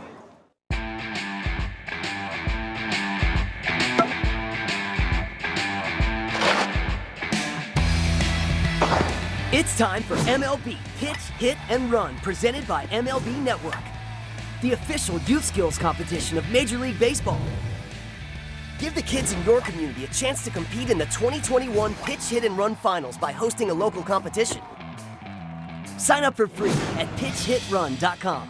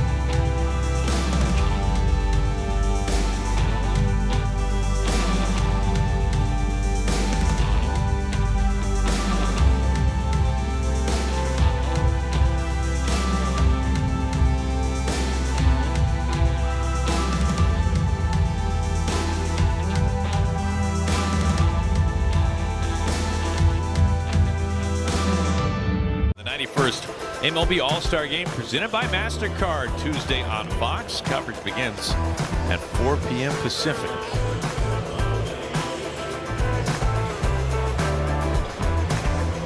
Cannot wait for the Derby or the All-Star Game for that matter. Keenan Middleton on 3 days rest is up on the hill. And you see Keenan's numbers there. 23rd appearance on the season. Opponent's only hitting 162 off of Keenan. 21 and 2/3 innings, 15 strikeouts, a couple of saves in there as well. Facing Jose Iglesias. Keenan rocking the stirrups today as well. Close pitch on the first offering. It's ball one.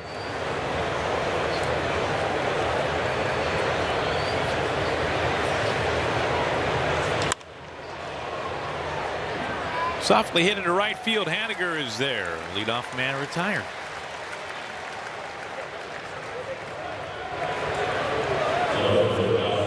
Ohtani in the Derby this year. A couple of guys from the American League West as well. Joey Gerber. Sorry, pardon me. Joey Gallo. Joey Gerber in the Derby would be something, though. I'm not sure how many he'd hit, but if they mic'd him up, it'd be worth it. Matt Olson of the A's. He's in the Derby this year as well.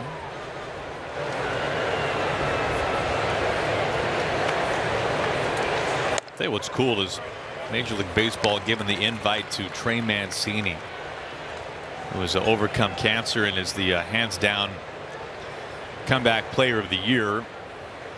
The Mancini of the Orioles will be a Derby contestant this season. Jams him. 0-2. That's always so fun to watch, Aaron. And you and I were talking about the All-Star Game and All-Star Game festivities before our baseball game today. And I think my favorite part of the Derby is just watching the other guys on the field. And we were talking about this earlier. They become fans really quickly, and they just observe the awesomeness that is the home run derby and how far some of these balls go. 0-2. They're down there with their phones filming it, just enjoying it. It's funny, the last time that the All-Star Game was at Coors Field, Junior was asked to be a participant but declined. He was the leading vote getter for the 3rd straight year that season. I mean, he was on top of the baseball mountain. There's some gas at 96. First two sat down.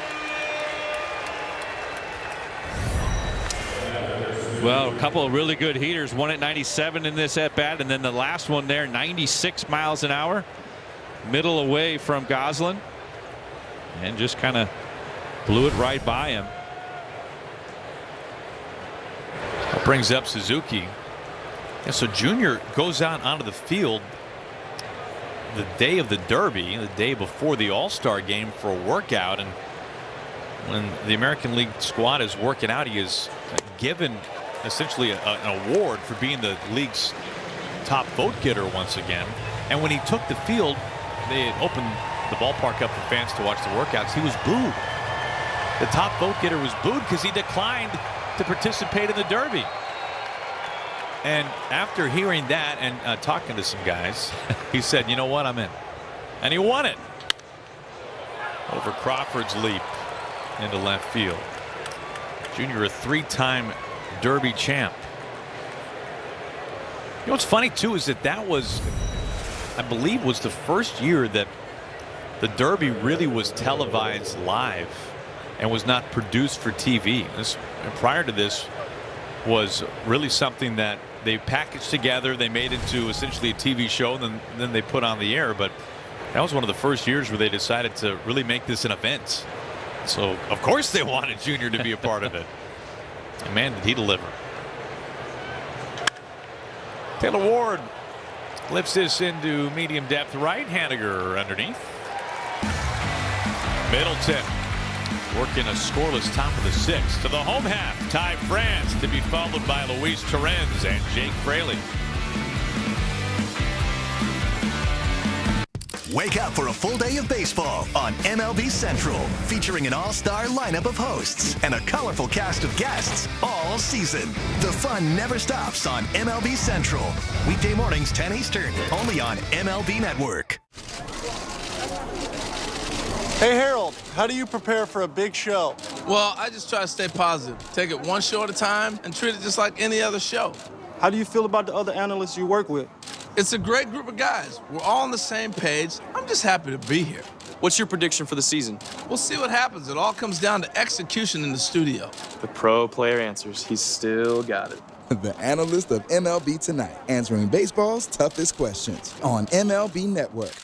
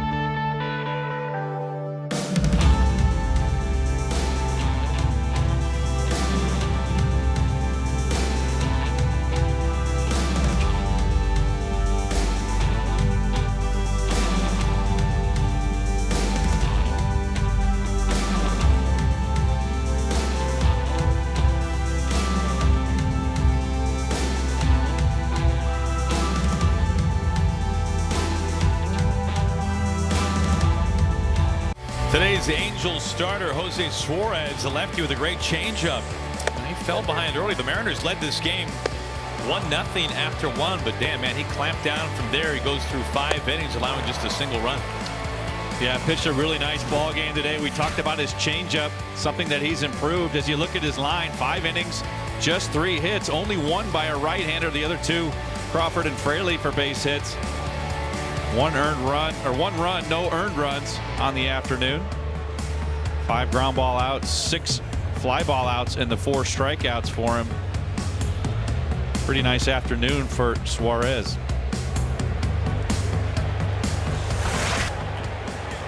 Steve Cishek, the former Mariner, appearing in all 3 games of this series, facing Ty France. There's strike 1. Now we welcome in Ryan Roland Smith. Ryan, bullpen day is always a little bit of an interesting game from a pitching standpoint, but we saw Hector Santiago. We saw some guys out of the bullpen already today, and man, this Mariners bullpen, we were talking about in July in particular, this has been a major strength of the ball club. Yeah, it really has. You know, I mean, all year long, especially early in the year, they had that nice little run. You're like, oh, hey, the bullpen's really stepping up. But you've seen it the whole first half of this year. A couple guys, one of them, JT Chargois, who pitched today, has been pitching a ton lately. I just love these stories. I mean, there's a lot of them, especially in the bullpen as well. You know, when you're talking Chargois, Seawold, Steckenrider, who, you know, they come from these organizations that, not that like they're given up on or anything like that, but, you know, they have a few struggles, don't really find a home. The Mariners identify something, maybe it's a pitch that you dive into the analytics and say, oh, hey, this pitch is plus. Let's try this at this percentage, and all of a sudden they find themselves a home. So good to see. And then, of course, I have to give him a mention. Kendall Graveman, man, what he has done as a bullpen arm as opposed to a starter. Nothing against his career as a starting pitcher, but man, nothing like what we're seeing stuff-wise out of the bullpen.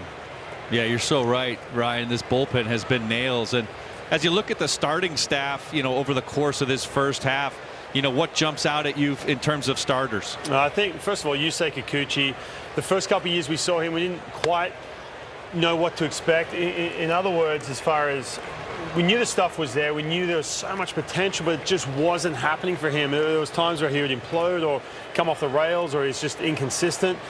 Man, this year, different story, just attacking hitters with so much conviction. Fastball jumping up to the 96s to 98 mile per hour range. And of course, big congrats making his first All-Star team. So I think Yusei's been such a good surprise after the first couple of years of having him in a Mariners uniform. One concern though, Marco Gonzalez, we're still waiting for him to find his footing. We watched him the other night. But again, just when you look at this first half, there's just so many different stories. Chris Flexen coming over and didn't know what to expect from him.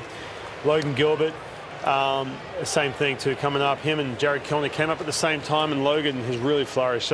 So much good coming out of this first half in that rotation. What's been your favorite thing to watch for the Mariners here prior to the All-Star break, Hyphen? Because there's been a lot of surprises, very pleasant surprises in many ways for the Mariners. Some guys that we didn't know maybe anything about prior to the year that have stepped up and been major contributors. What's been the one thing that really you circle and stands out to you the most? I think a couple guys, and talking about the pitching, obviously I can be biased towards pitching and watching. I always have a thing for these guys who come over from other teams, but I got to say, two guys at the top of the lineup, J.P. Crawford, Mitch Haniger. First of all, Mitch Haniger, who missed all that time. You weren't quite sure what you're going to get from him. Was 2018, was it a fluke, but will he ever get back to that? And he has 20 home runs. And J.P. Crawford, man, I mean, coming over from the Phillies a couple years ago, and again, one of these stories of guys who come over trying to find a home. He kind of came over with his head down. You've heard Perry Hill talk about when they got together in Arizona before his career with the Mariners even started, and they got on the same page. And just watching him do his thing this year, should be an all-star, I think. Both defensively and offensively, he's been such a great surprise in such a prime position too, that shortstop position. He's taken control at the top of that lineup, so he's been my favorite guy to watch all year long. Yeah, man, is he really coming to his own even more this year? Hyphen, we appreciate it. We'll catch up with you on Mariners postgame, presented as always by Alaska Airlines. A lot of guys to choose from as the count goes to 2-1 on Fraley.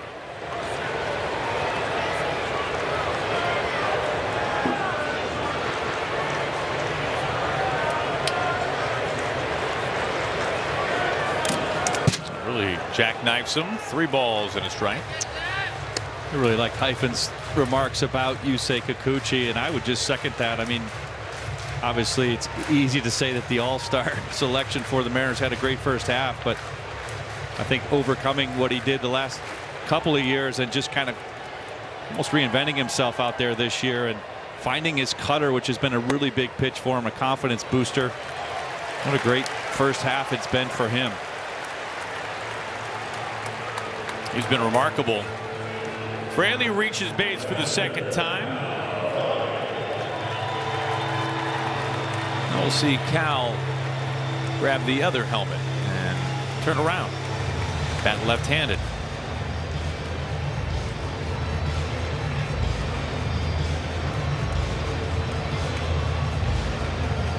Well, equal power from both sides of the plate. A lot of pop in that bat.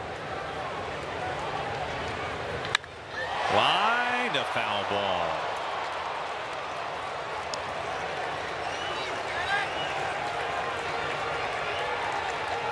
Everybody here in the ballpark today excited for Cal's first big league base hit.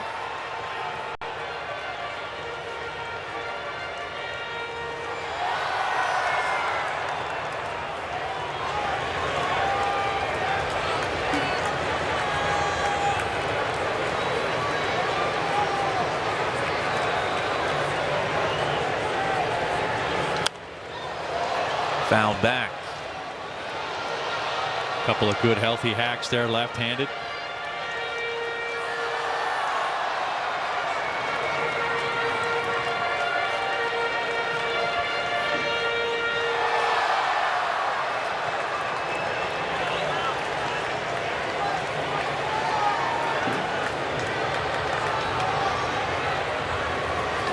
well outside.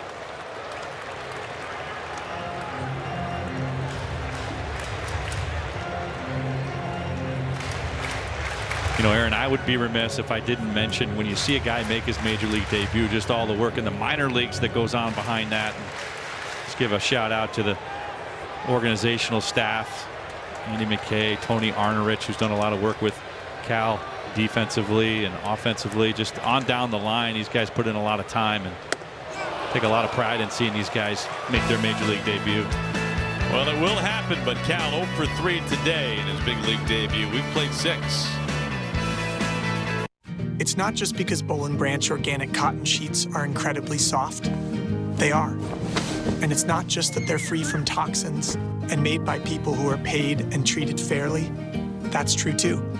It's because home is where the magic happens. And with better sheets made in safer ways, home makes the world a better place. Boll & Branch. Right now, try for 30 nights risk-free and get free shipping at bollandbranch.com. Nerds. Have new money goals this year? NerdWallet can help make them happen. Like getting auto insurance to match your new 0-mile commute? We have tools for that. Want to refinance your mortgage and put those savings into the college fund? We have tips for that too. Or get a low-interest credit card for your long-awaited honeymoon? We can help you find the one. Credit card, that is. Discover and compare the smartest credit cards, mortgage lenders, and more on NerdWallet. For all your money questions, turn to the nerds.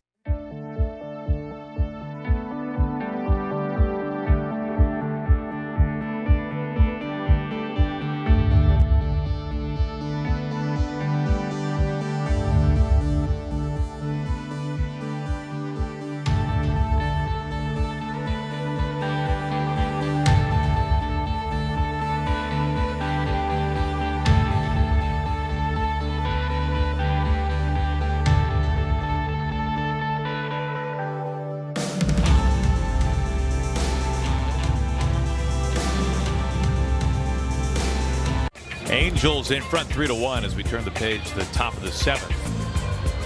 Download the MLB AR app, brought to you by T-Mobile. This new augmented reality app provides unprecedented 3D views and ball tracking for the T-Mobile Home Run Derby. Download now at MLB.com/AR. The Humidor will not be in play for the Derby.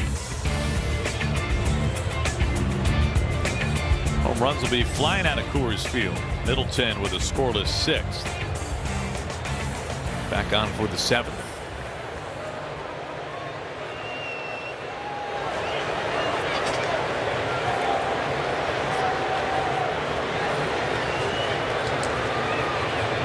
Juan Lagares, number 8 hitting center fielder, takes a hack and fouls it back.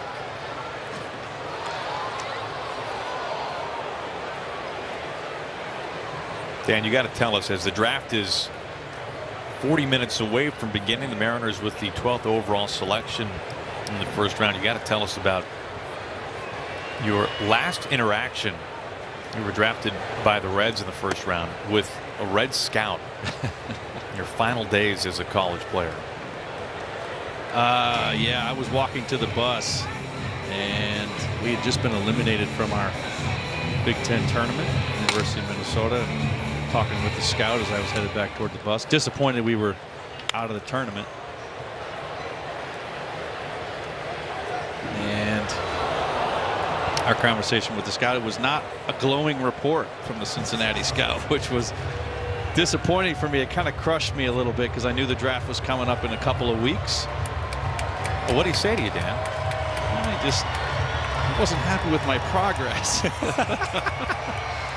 But then 2 weeks later, I was drafted by the Reds. So, yeah, so they weren't impressed, and then they took you 7th overall. But what a day. Exciting memories for sure. This is driven out towards the gap and bounces over the wall. It's a ground rule double for Lagares.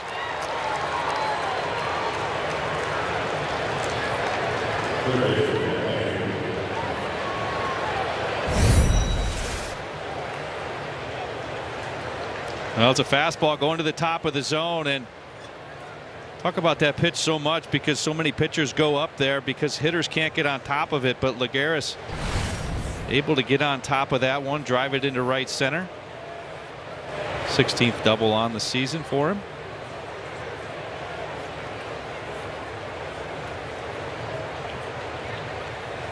Leadoff man in scoring position, Jack Mayfield batting.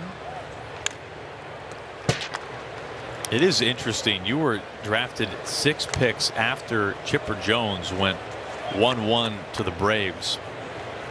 And Chipper became only the 2nd player ever to be the #1 overall draft pick and reach the Hall of Fame. Which the first one, of course, being our very own number 24. But isn't it remarkable? It is. I think what's really remarkable, and you mentioned Ken Griffey Jr. being the other one. The year that Ken Griffey Jr. went into the Hall of Fame, he went in with Mike Piazza, who I believe was the highest draft round pick ever to make it to the Hall of Fame. So when you look at that, it's pretty staggering to know that first pick went in the same time that the highest pick went in together to the Hall of Fame. 62nd round for Piazza. Pretty incredible stuff.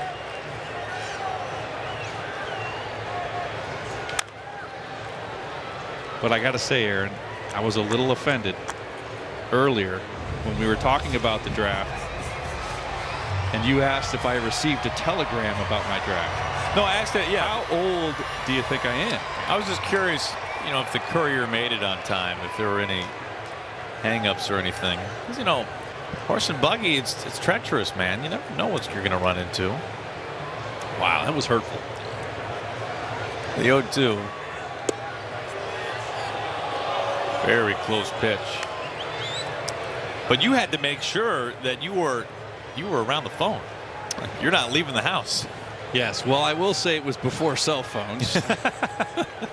So we were dependent upon the landline. I remember being in college. I was studying for finals, but had to be around the phone. So, I mean, how hard was that to focus on studying for finals when you're hoping you're a top 10 draft pick? That is not surprising, but very admirable of you to keep your head in the books there, Danny. Well, thank you, Aaron. It was definitely a range of emotions for sure.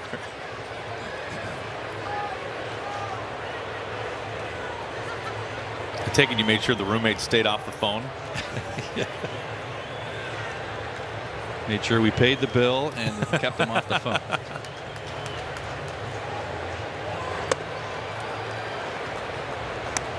Two balls and 2 strikes.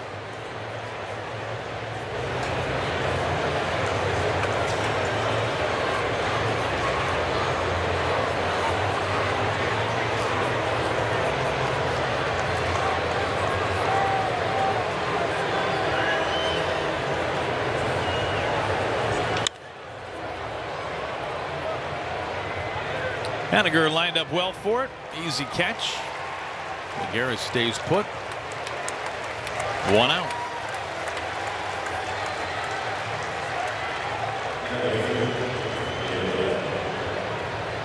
Back to the top with David Fletcher.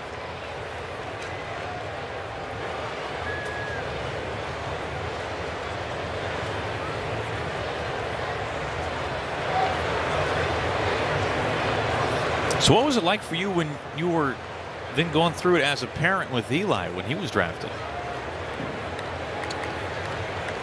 Much different emotionally. Obviously, you're hoping for your son. It's a different experience for sure, and similar kind of sitting around waiting for a phone call together.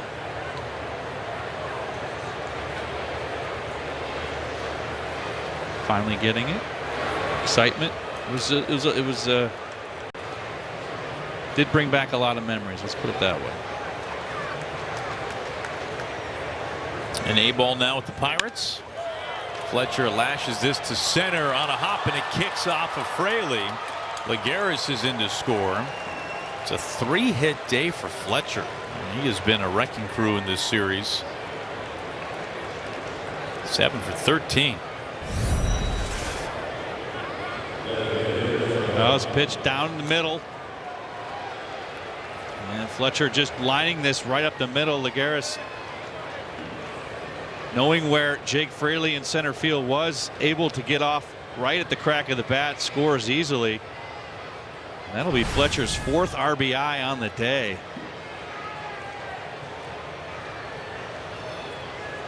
He's driven them all in. That'll bring out Scott Service.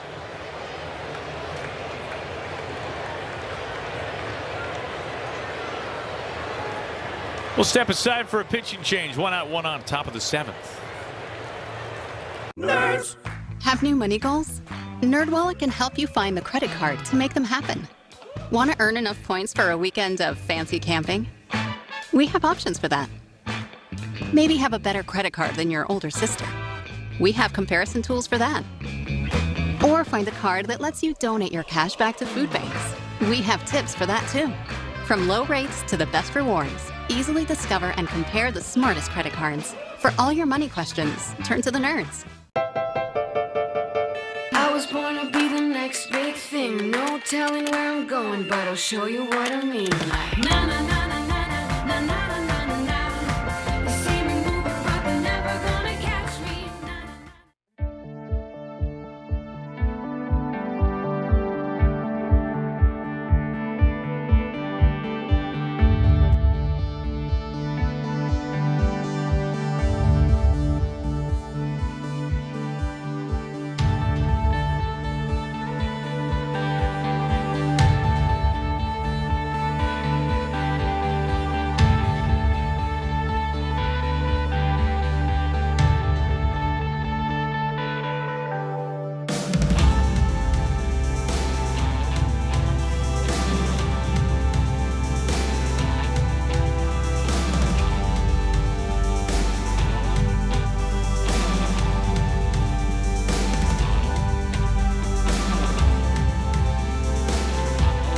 Sunny isn't quite your style. You can get up, drive through the Cascades, get some snow and some sunshine on tonight's Subaru Scenic.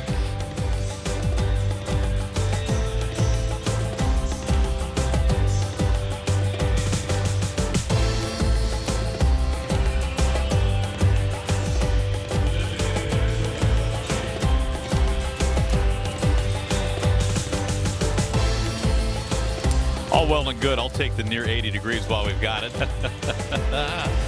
But it is beautiful. Eric Swanson is up on the hill. Take a look at Swanee's numbers. This is his 10th appearance on the year. Opponent's only hitting .098 against him. He does have a save. 13 innings, 14 strikeouts to 6 walks. Average fastball 95 miles an hour, and he'll throw a slider along with that. Called on to face Ohtani, who was doubled in this game.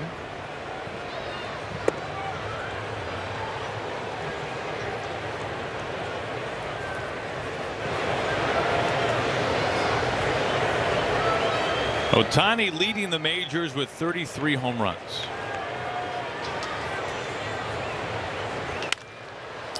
Off of Francis' glove, and it kind of dies in no man's land. Ohtani almost runs into C.B. Buckner.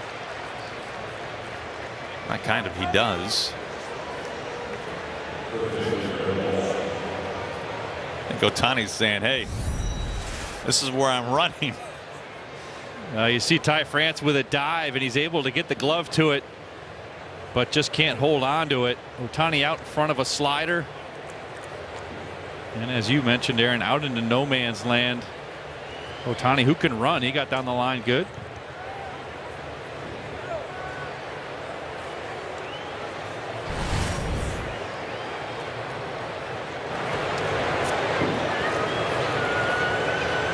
Well, you feel okay if you hold Ohtani to a single.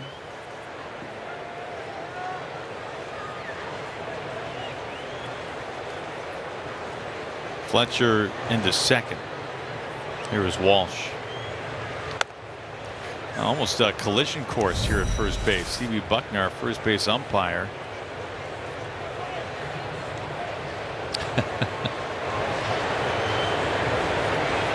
He almost used him to slow down a little bit too. If only there was more room over there. for CB.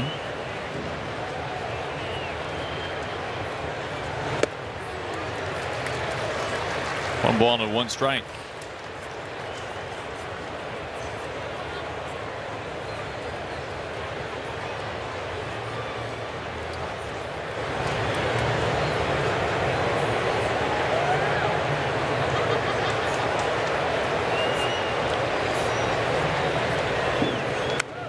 Fouled straight back.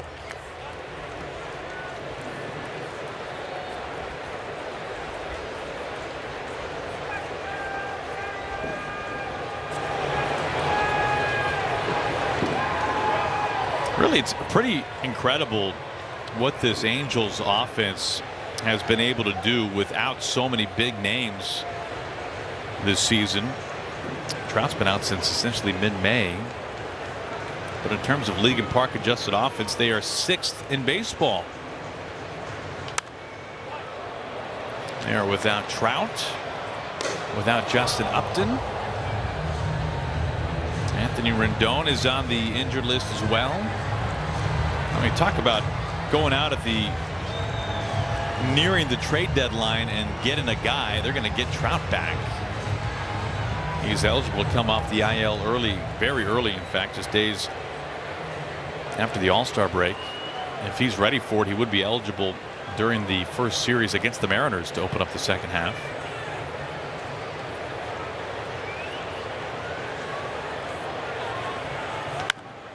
Line foul. Well, I think a big part of that, Aaron, is the timeliness of their hitting and their offense. 2nd in the majors in average with runners in scoring position, hitting .282. So when you're able to pick up those hits, even if it's sparingly, but at the right times, you're going to score some runs. And Angels have been able to do that in the first half. Walsh just mashing right-handers this year, even better than last season. 100 league average. So Walsh has been elite.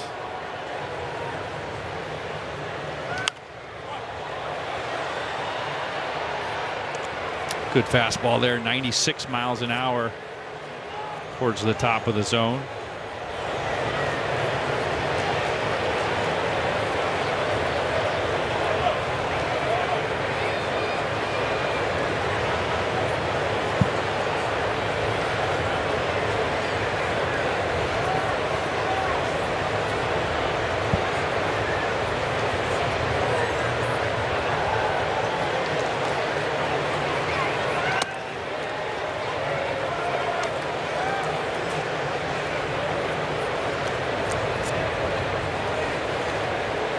Do you think we can give the moniker Mariner Killer to David Fletcher at this point? Or are we a little tardy or a little early on that? We might be tardy on it. He's driven in all 4. He's homered twice in this series. And this is just in. And Fletcher's been a beast. He's never been hotter. A 24-game hitting streak, one of the longest in franchise history, the longest this year in the majors. He is the runner at second, Ohtani at first.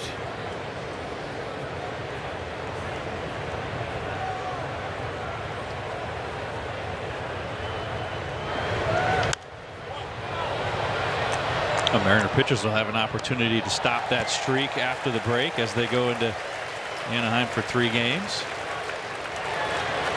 They would like nothing else than to stop that.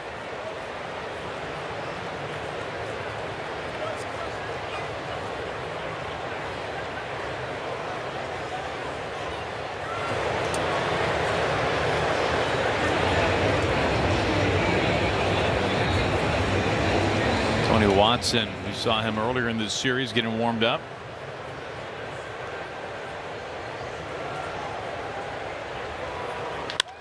Hard hit on the ground. Shed's got it.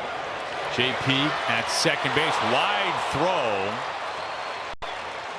France able to get some leather on it. Ohtani cut down, a fielder's choice for Walsh, and Fletcher is into third. Pretty good feed from Shed. And the throw from JP just up the line. Ty France doing a nice job coming off the bag, realizing he's not going to get Walsh. Save that run at third base.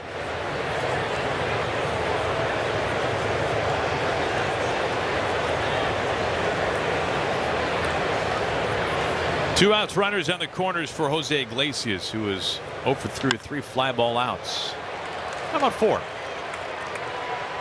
JP peels out of the way. Bowers makes the catch to win the top of the 7th. It's time to stretch. Angels lead at 4-1. We'll keep it right here for God Bless America.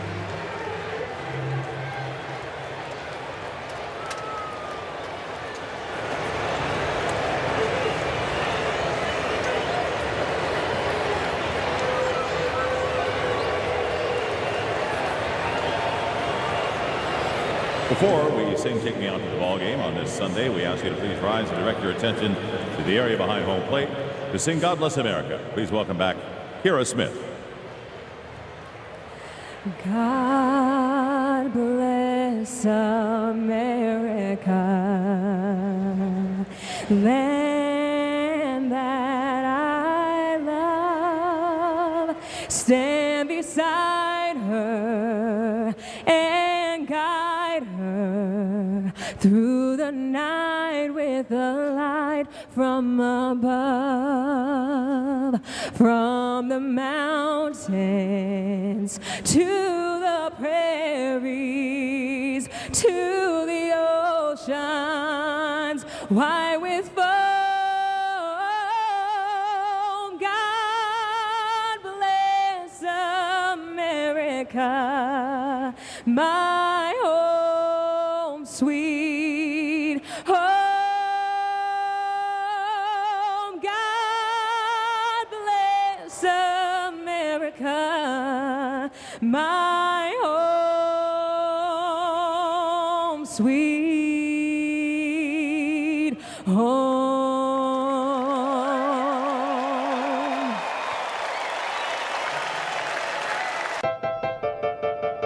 I was born to be the next big thing. No telling where I'm going, but I'll show you what I mean. Like na na na na na na na na na na na. You see me moving, but they're never gonna catch me. Mr. Smoltz, at MLB Network, you've done color commentary, game analysis, and demos. How do you juggle so many roles? It just comes naturally, I guess. The analyst of MLB Tonight, answering baseball's toughest questions.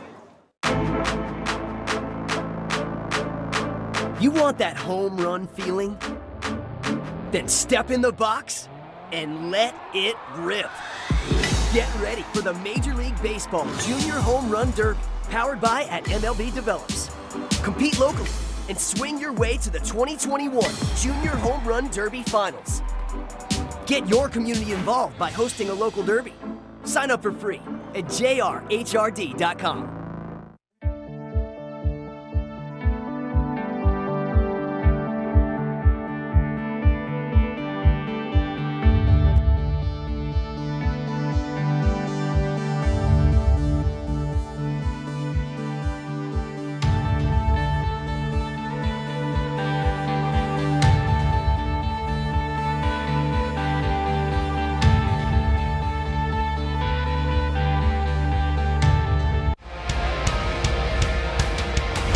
Take me out to the ball game. Take me out to play Washington's lottery. When you play, all of Washington wins. In fact, over the last 10 years, more than $1.2 billion have been contributed to education.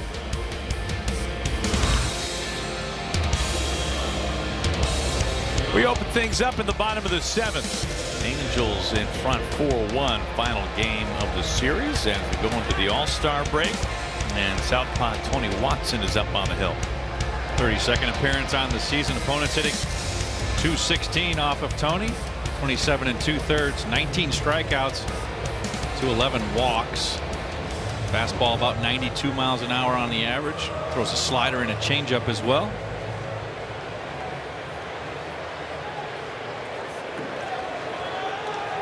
Shedlong Jr. leads it off. Mariners down by 3.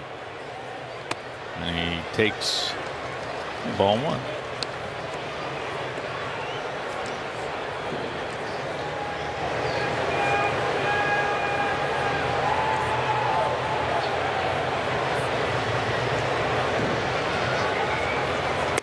Shed going a little Hunter Pence with the pants today.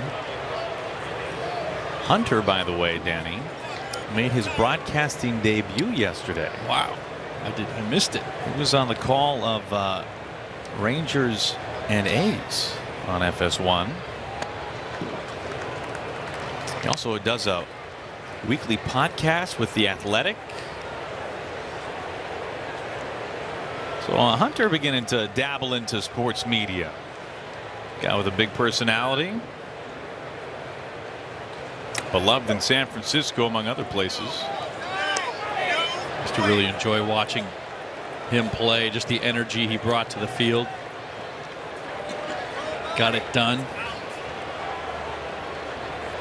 Wasn't always pretty, but he got it done. I loved it. He just went after it.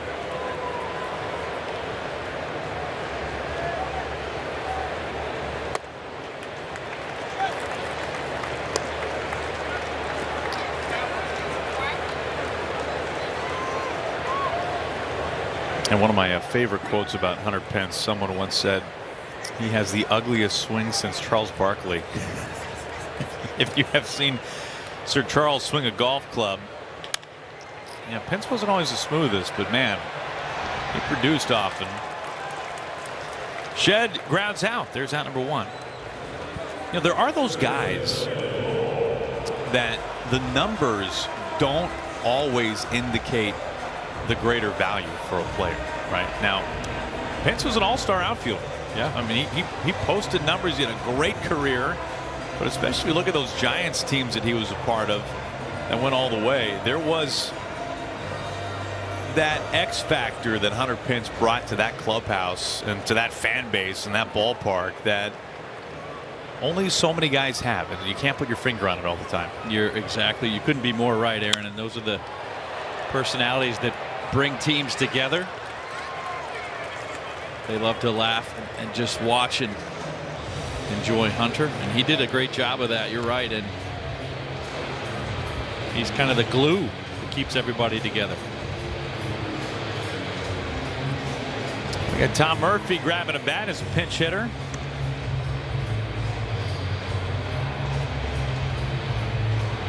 He bats for Bowers.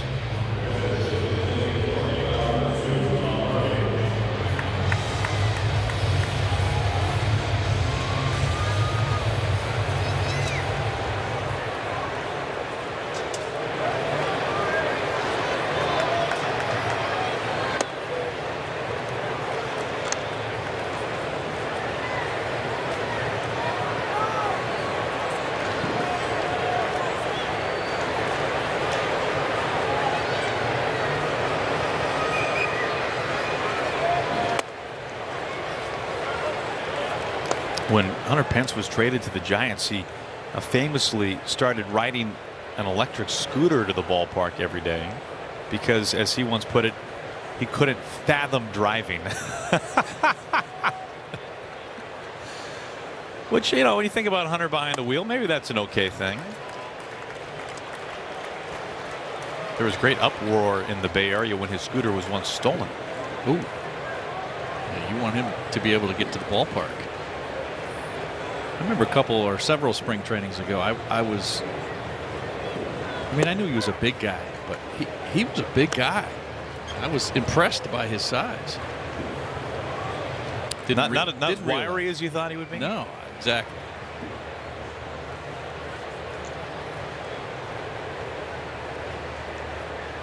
Is that how you felt about me the first time we met? That's a 2-out walk. Murphy aboard. Now a quick word from Seattle Cancer Care Alliance Proton Therapy Center.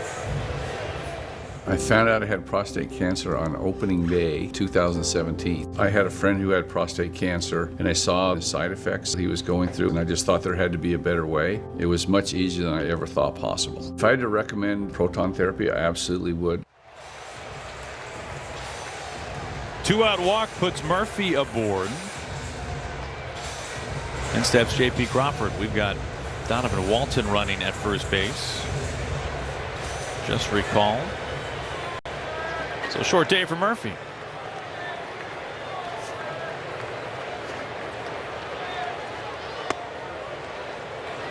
Low and in, ball one.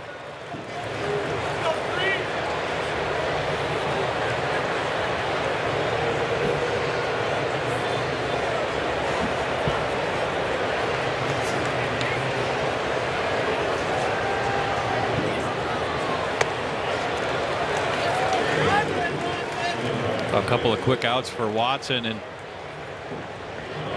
now having trouble with the strike zone, trying to find it. Suzuki out to give him a word or two.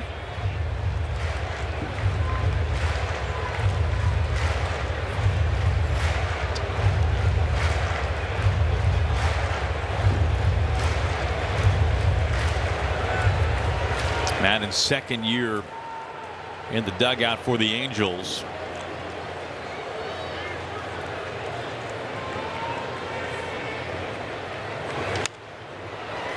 Two and one. Madden was Socha's bench coach back when the Angels won the World Series in 2002.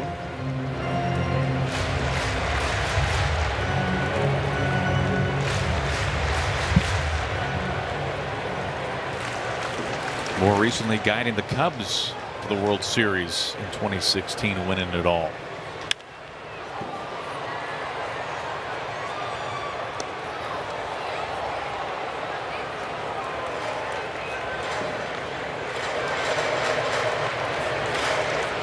It's funny to think back, there was a clause in Madden's contract with Tampa Bay that he could opt out of his contract if Andrew Friedman left Tampa Bay. And when Friedman left the Rays to go be the architect for the Dodgers, out to right field. This is pretty well hit, but in front of the warning track, Ward makes the catch. When Friedman went to La La Land, Madden went to Chicago. A runner left.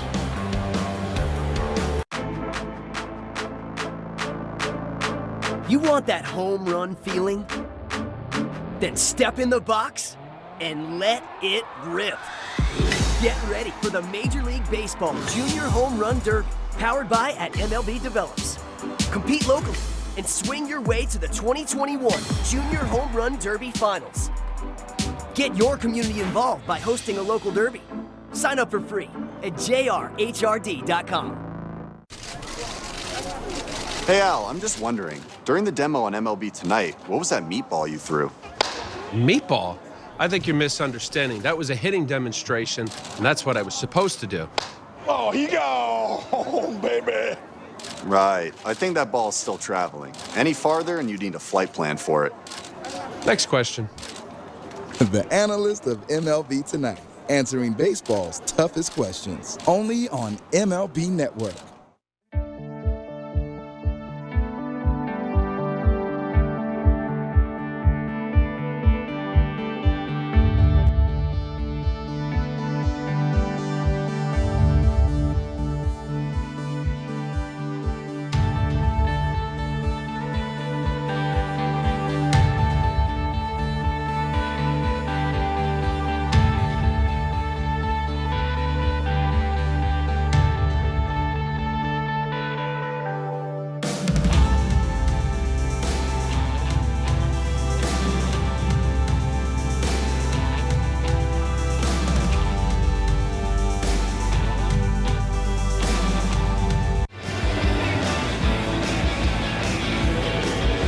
Mariners trailing as we go to the top of the 8th inning.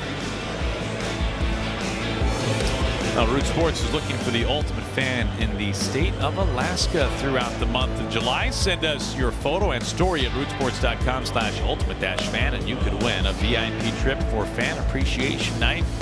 For official rules, visit rootsports.com.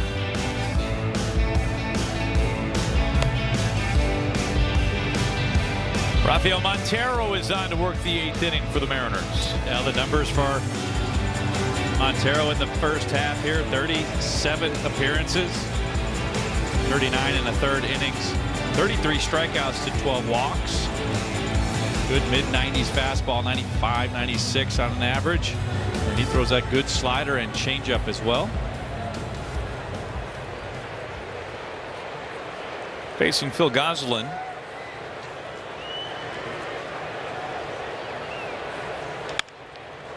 Loops this into shallow right field for a base hit.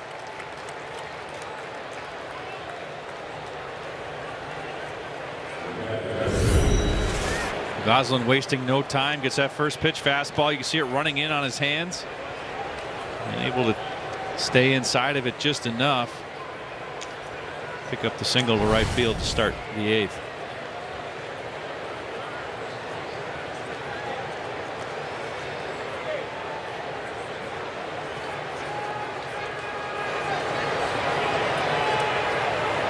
Kurt Suzuki, the batter.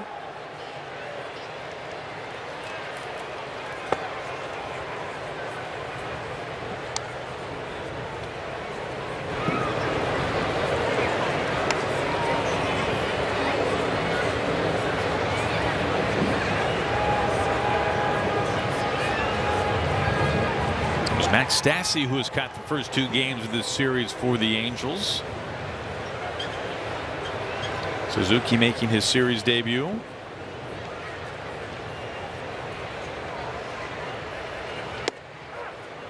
Takes 96 for a strike. Good fastball in there, up and in towards the hands at 96.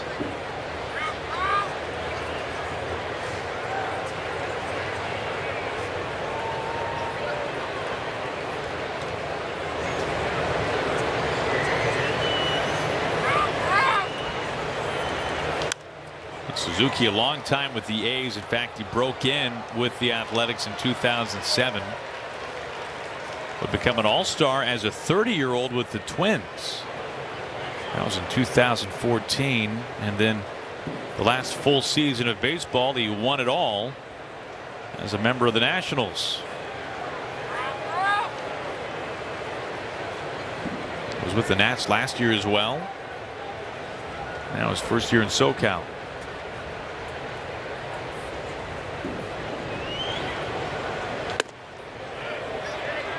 He checks his swing. It's 2 balls and 2 strikes. Well, always nice to have a veteran catcher as a part of your roster, especially one that's been through a couple of World Series. A lot can be learned by some of the younger guys and just brings that leadership ability to the ballpark every day.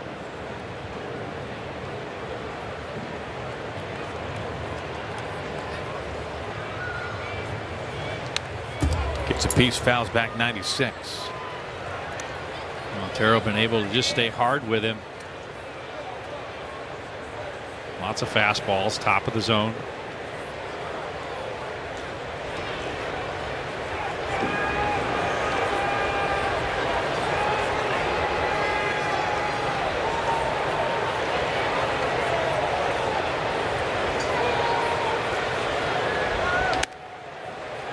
Full count.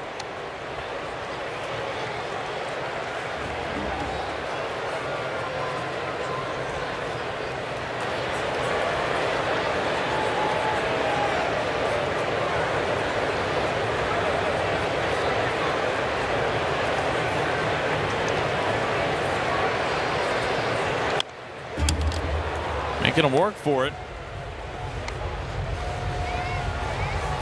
Continuing to throw those fastballs. I thought maybe they might go to a slider here eventually to get him out front. Try to get him to roll over for that double play. But so far, I've stayed hard with him.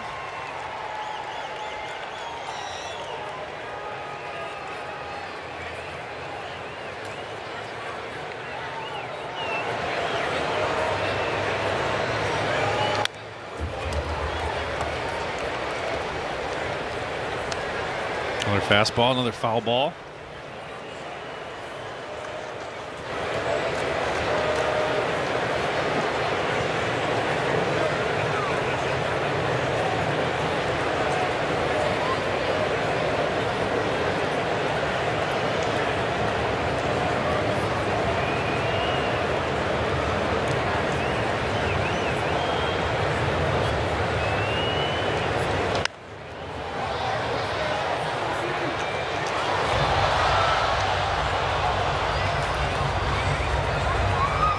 Next pitch will be the 10th.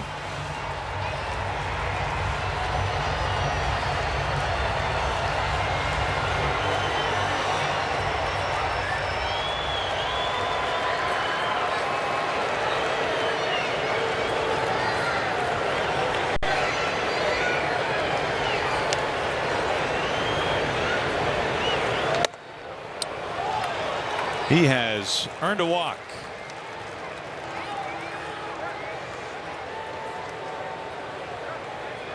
So a little flare single by Goslin. Now a 10-pitch walk by Suzuki.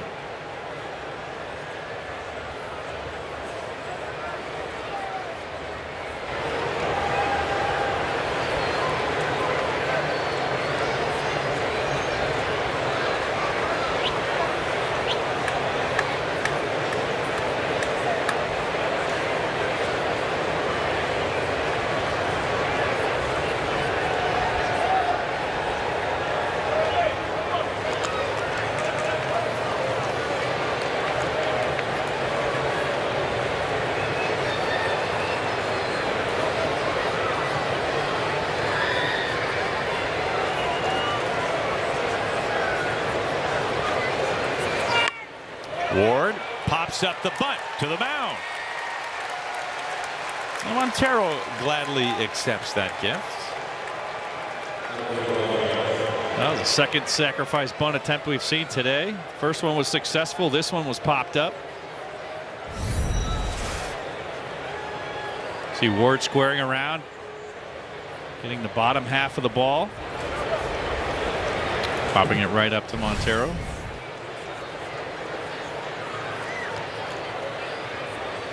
Lagares with a ground rule double his last time up. He's been on base twice.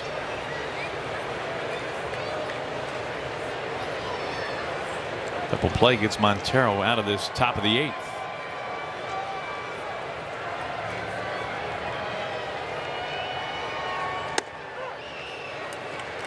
First pitch strike.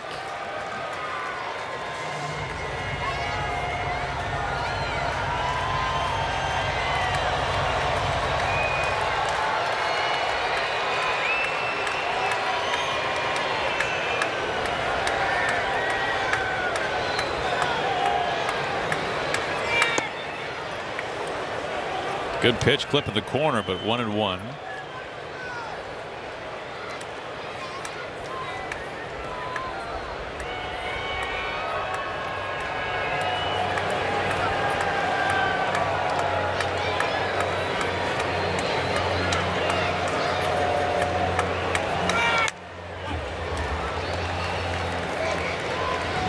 A couple of good sliders down at the bottom of the zone. Trying to get Lagares to hit one on the ground.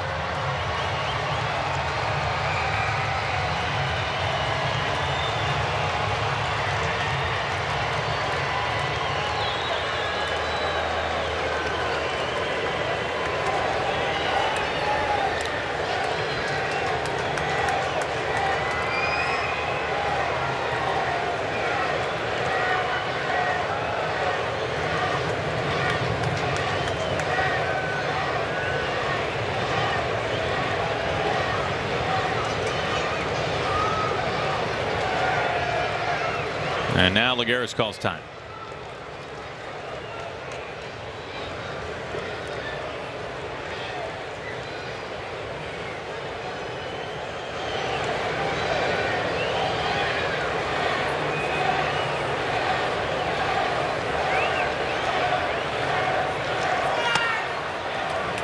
Missing well outside with 98, 2-2.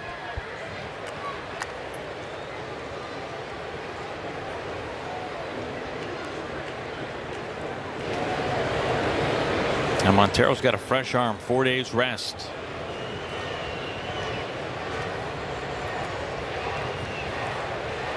And a guy who can go multiple innings.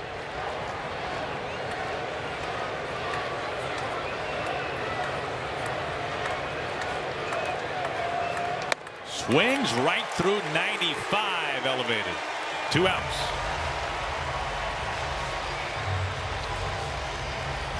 Well, Montero goes upstairs. Lagares, who doubled last time up on a fastball upstairs, not able to catch up to this 95. A little bit further in, closer to him. Couldn't get the barrel to it. Second out for the Mariners here in the 8th.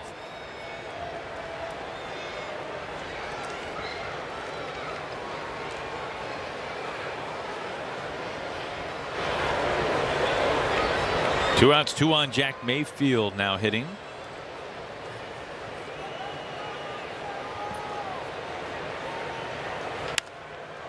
A soft slice and a foul ball.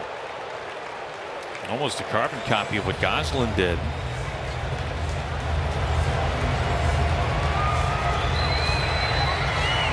Mariners catch a break there. Goslin scores easily on that play if it drops.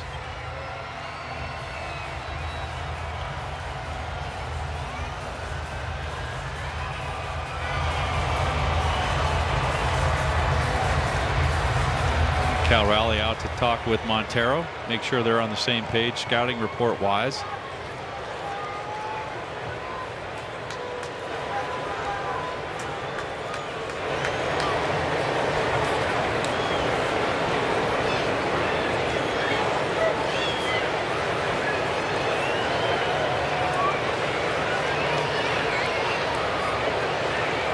Two outs, 2 on.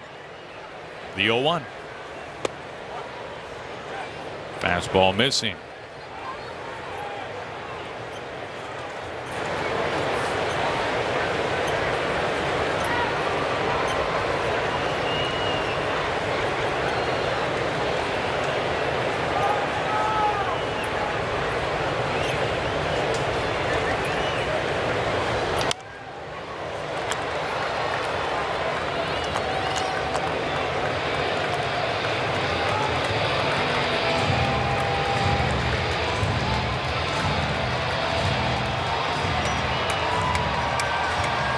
Going right after him with the heat.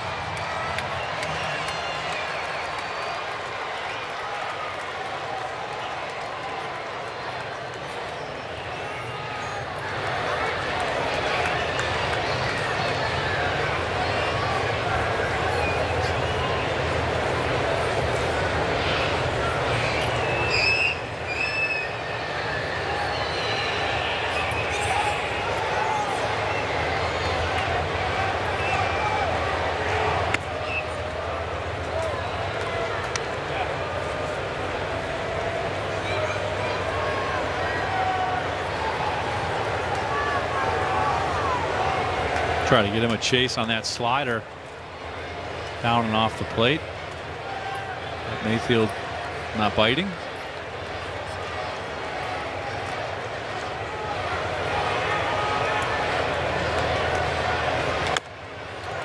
Chop off the plate.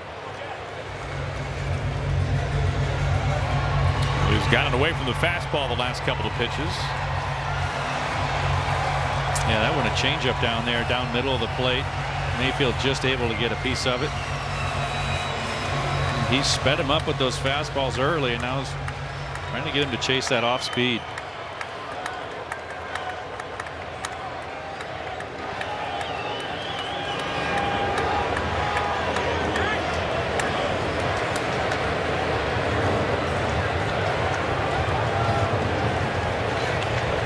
Montero and Raleigh have not worked together in a while, so trying to get the communication set up.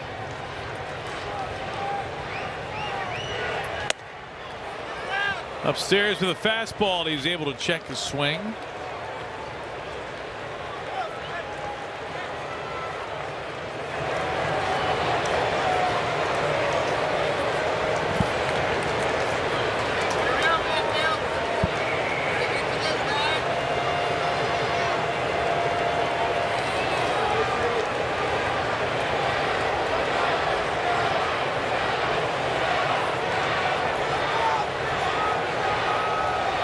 Now the payoff. Clubbed out to left field. Shedlong Jr. is taken over there, and he makes the catch. 2 runners are stranded. We go to the bottom of the 8th. Angels in front. For a full day of baseball on MLB Central, featuring an all-star lineup of hosts and a colorful cast of guests all season. The fun never stops on MLB Central. Weekday mornings 10 Eastern, only on MLB Network. Hey Al, I'm just wondering, during the demo on MLB Tonight, what was that meatball you threw? Meatball? I think you're misunderstanding. That was a hitting demonstration, and that's what I was supposed to do. Oh, he got home, baby. Right. I think that ball's still traveling. Any farther and you need a flight plan for it. Next question. The analyst of MLB Tonight, answering baseball's toughest questions. Only on MLB Network.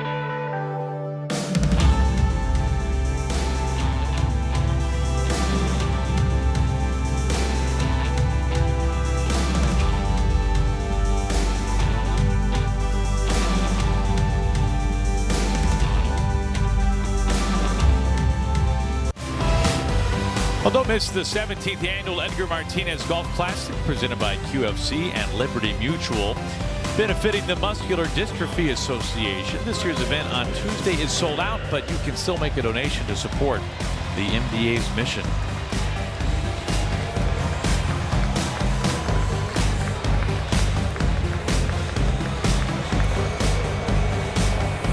Mitch Haniger leads off the home eighth.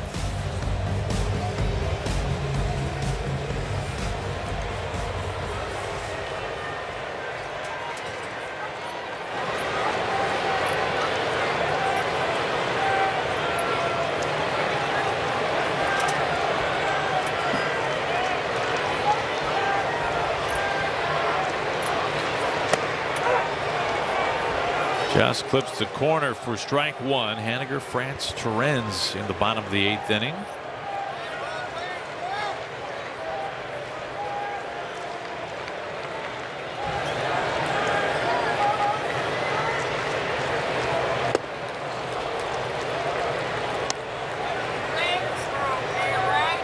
A good off-speed pitch down below the zone.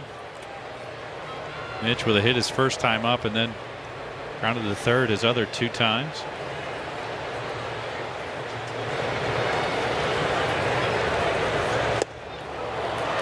And Haniger down on strikes to begin the last of the eighth.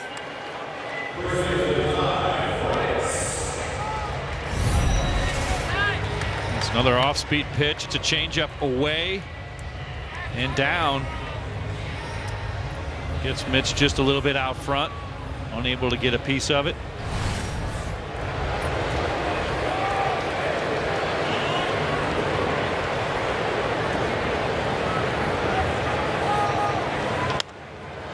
We mentioned earlier Julio Rodriguez is playing in the Futures game, or played at this point in the Futures game today alongside Jared Kelenic. There is an incredible video that is now circulating the social streams put out by Cut 4, which is an arm of Major League Baseball on Twitter in particular, and they put out just some great videos showing a lot of personality from a lot of players. This is to right field for round number 2. You know, Julio Rodriguez, who's from the Dominican, will be representing his country in the Olympics this year. His dad apparently had never seen him play in the States before, and surprised him today in Denver to watch him play in the Futures game. And they have on camera Julio being surprised by his dad, and incredibly emotional. Man, go find that. That is good stuff. It's on Cut 4's Twitter handle, simply @Cut4. Good stuff, and good for Julio and his family. We got a pitching change with 2 outs. Carlos, where did your signature term placata come from? Placata is just an expression my brothers and I used when we were kids. It means good, solid contact, usually resulting in a home run. Placata! The analyst of MLB Tonight, answering baseball's toughest questions. Every time he steps up to the plate, goes into his windup, or runs one down.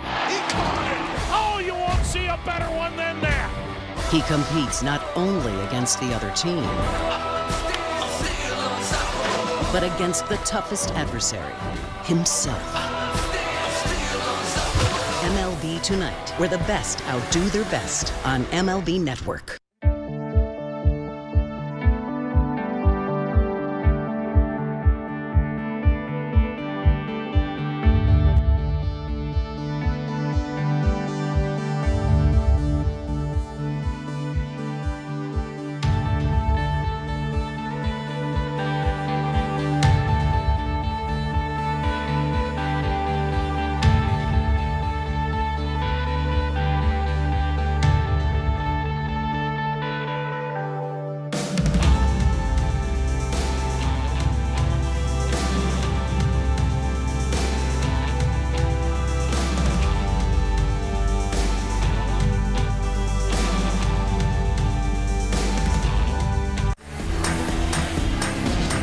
Two outs, bottom 8. Angels in front of the Mariners. Final game of the series, 4-1. Well, here is that video. You can find it at Hims Player Development DEV as well. Julio, part of the Futures Game events, playing a little MLB The Show 21 when who taps him on the back. But his dad, a surprise visit. His dad's probably thinking, how did my son get so enormous? Wow. I mean, how cool is that, man? His dad has not ever seen him play on U.S. soil until today. Great moment. Torrens batting with 2 outs and nobody on. Raisel Iglesias, Angels closer. He put together maybe the best, most dominating relief appearance we've seen this year, Dan. The last time these two teams met in Los Angeles, a multi-inning save. He's got vicious stuff. Yeah, he does. That 96-mile-an-hour average fastball, and then he's a good slider and a changeup to go with it. Good movement on that heater. First-year Angel was a salary dump by the Reds. They traded him to the Halos during the offseason. And not for lack of performance, but trying to shed some payroll. There was the changeup right there, and I think that relief appearance you were talking about, Aaron, was the bases loaded, nobody out, I believe, and he got out of it. And he was filthy. He was, yeah, it was a great appearance for him. Just missing up top at 96. It's a full count to Torrens. If he can reach, Raleigh is on deck.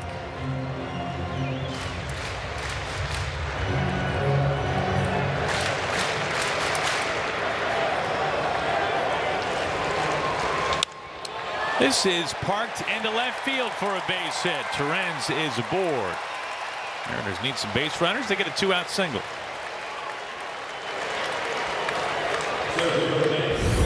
Well, this will be the slider from Iglesias. It's away from Torrens, but has just a bit of elevation to it. And even though Luis is a little out front, because of the elevation, able to get his barrel to it and get it into left field for the base hit. 2-out single for Fraley.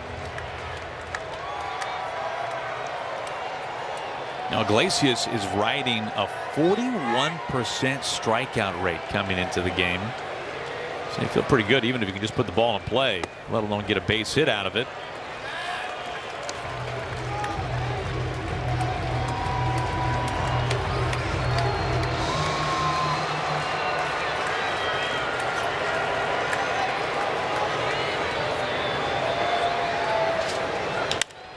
On the ground, off the bag, Walsh, a little flip, Iglesias covering, and that puts an end to 8 frames. Angels have a 3-run lead.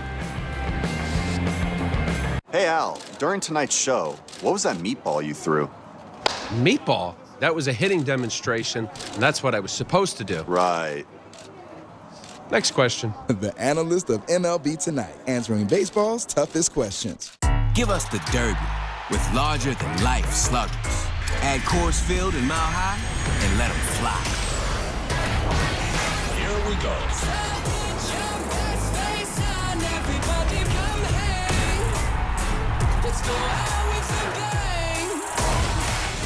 Give us a show for the ages. The 2021 T-Mobile Home Run Derby, Monday at 8 on ESPN.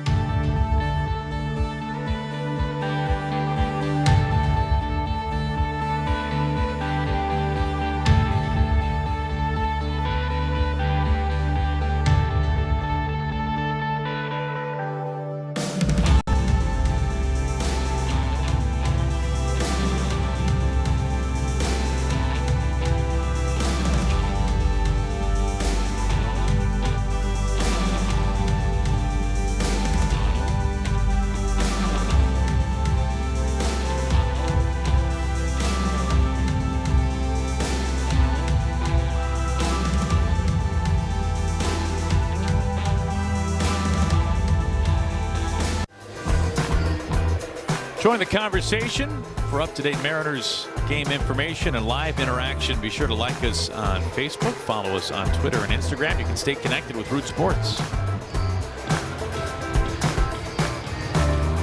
Montero out for his second inning of work. He'll face the top of the order.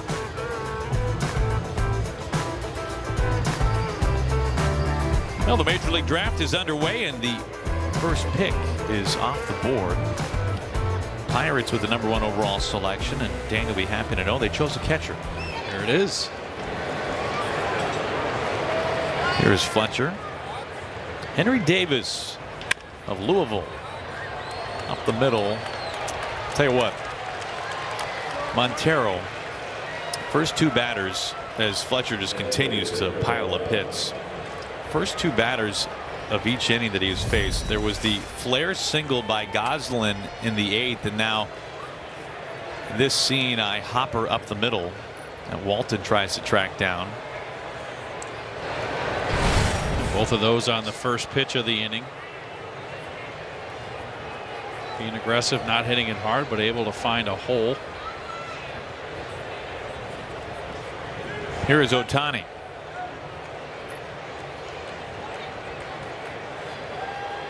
Double and an infield base hit for Ohtani today.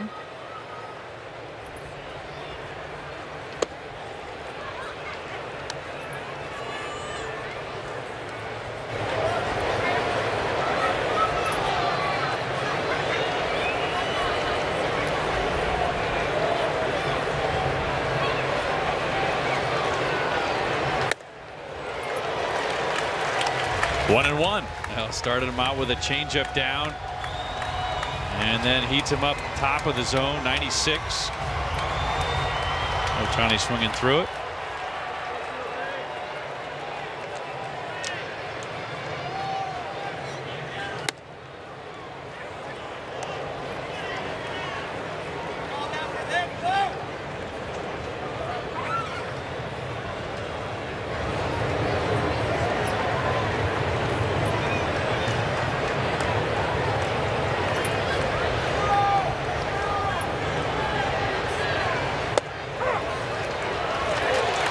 Two balls and two strikes to Shohei.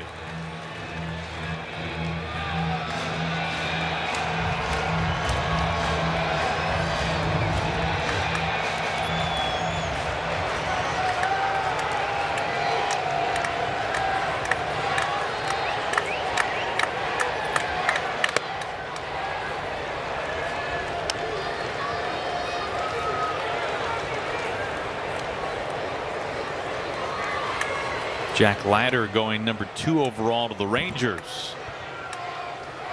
Had another first-round draft pick for Vanderbilt.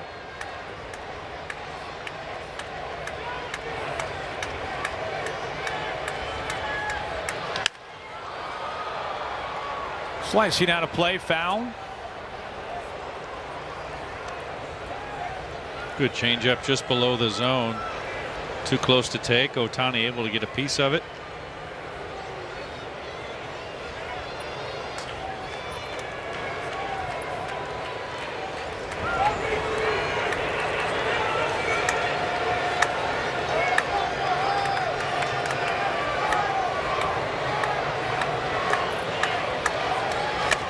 And brushes him back, and Ohtani reaches base now for the third time today.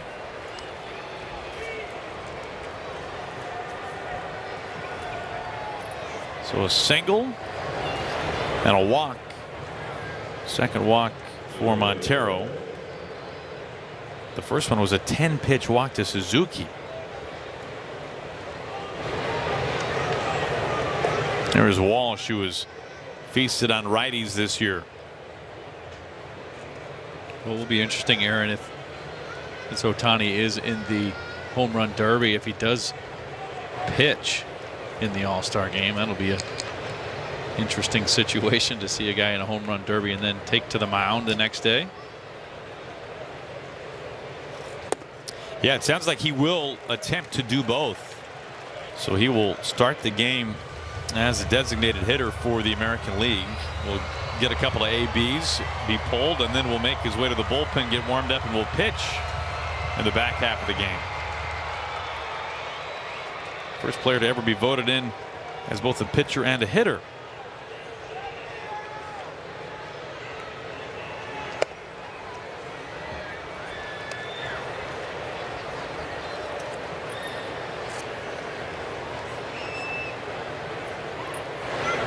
He could lead the league in home runs and strike out a batter in the All-Star game. He's the Angels' best hitter and pitcher right now. He can steal a bag. How about that? Broken bat. This is dropping in between for a base hit. Fletcher motors home, and he is across standing. Walsh makes it 5-1.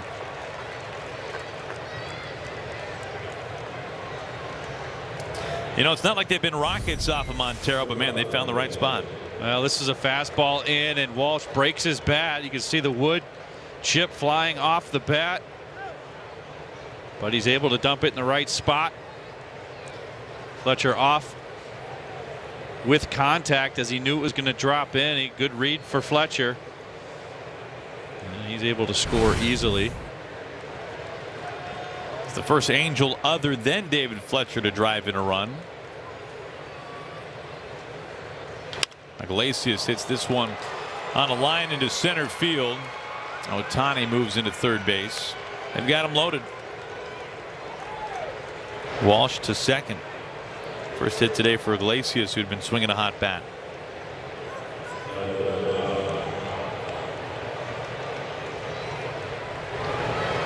Will Vest warming up. Pete Woodworth coming out. How about the former Angel Albert Pujols last night in what was just a colossal rout by the Dodgers at home over the Diamondbacks? Pujols homering twice, including something we never thought we would see. Albert Pujols homering off of Josh Reddick. Position player pitching for Torey Lovullo and the Diamondbacks late in that game. Yeah, the Dodgers last night had 8 home runs, 2 grand slams, and 2 separate instances of back-to-back home runs. Wow. That's doing some hitting right there. 8 homers in a game. They won. That's usually a pretty good formula for success. 8 homers. 22-1 was the final score. They really wasted a quality start from Walker Buehler. He could have done almost anything.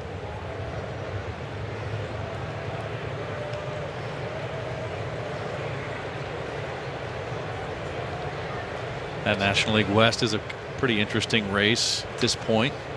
A few teams at the top kind of jumbled up. Is it ever? Bases loaded for Gosselin. Fouls it off of Raleigh for strike 1. You know, the Giants, talk about a surprise. Not only a hot start, but they have continued it the whole first half. They have a 2.5 game lead over the Dodgers. Padres 5.5 back in third place. And really for the National League, the wild card is on pace to be sewn up. I mean, it's going to be those 2 teams, whoever doesn't finish first. Right. It'll be the 2 other teams in the West. Right now it's the Dodgers and the Padres. So the onus on winning your division in the National League big time in the East and the Central.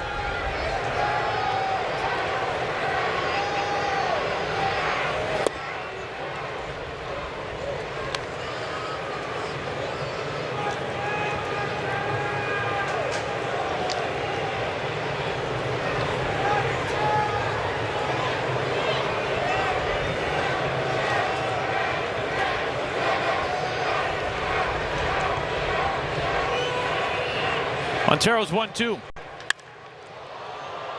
Fly ball to center. Fraley underneath it to make the catch. Ohtani scores from third.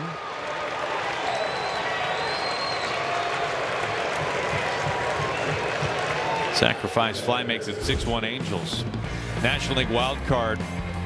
Dodgers and Padres right now. Reds are the only team above 500 in that wild card race. On the outside looking in, Phillies at even Steven, and the Braves. Man, the Braves just losing Ronald Acuna Jr. ACL. He is done for the year. What a disappointment for Atlanta. What has been a tough season to begin with. They've had a hard time getting above 500 really all season long. That's going to be a tough break for them. A shame for the game too. One of the bright young stars. Yeah. Here's Suzuki. Field in for the Mariners.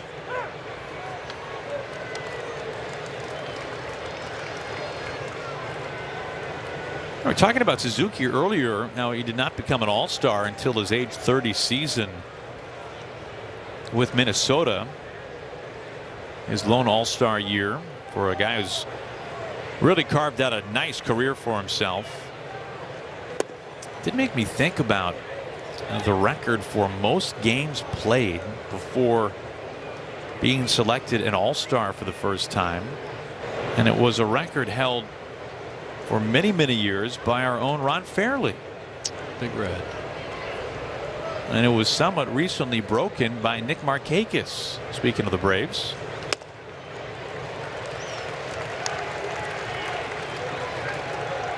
But Markakis was voted not only as an all-star but as a starter in the all-star game back in 2018. He had played in just over 1,900 games in the show before getting his first all-star selection. For Red, it was 1,866.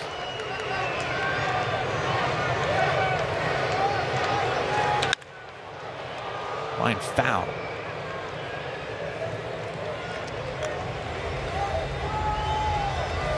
So we missed Big Red. Obviously, a lot of great stories that he had about not only his days as a player, but his teammates, and played with some pretty infamous Dodgers in the past. Played with and against some of the all-timers. Yeah. He was an all-star later again in '77. In fact, he's the only player to ever be an all-star for both Canadian franchises. He was 34 years old when he was an all-star for the first time with Montreal, and then later with the Blue Jays as a 38-year-old in his second and final year.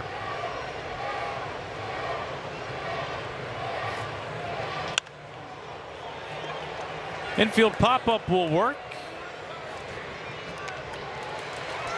Walton's got it, but man, France is ready.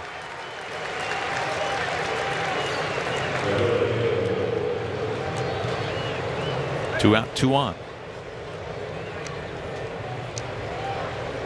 That sun playing a little bit of a factor here late in the afternoon.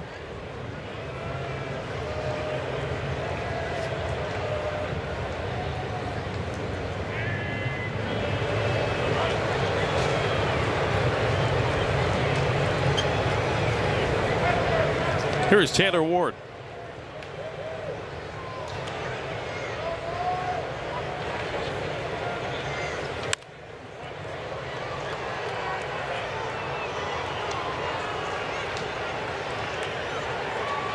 Well, Montero inching close to 50 pitches. He's at 47 right now, so extended outing for him today.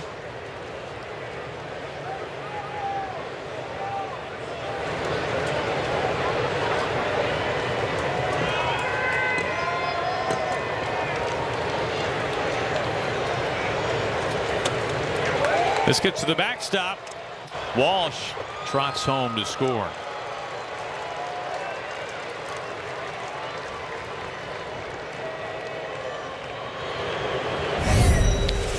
Well, it's an off-speed pitch down in the zone. A slider just kind of stayed down.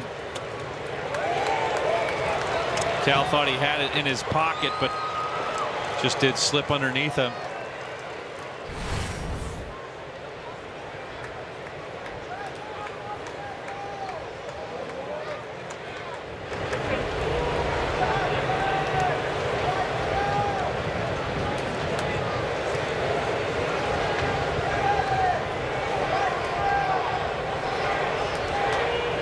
Pass ball on Raleigh.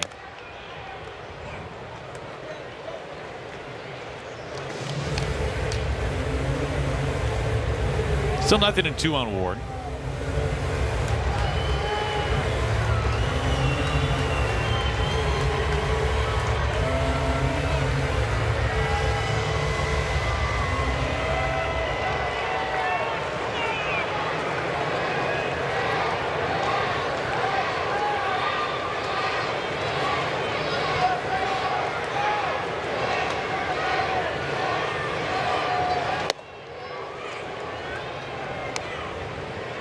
Just missing top the strike zone.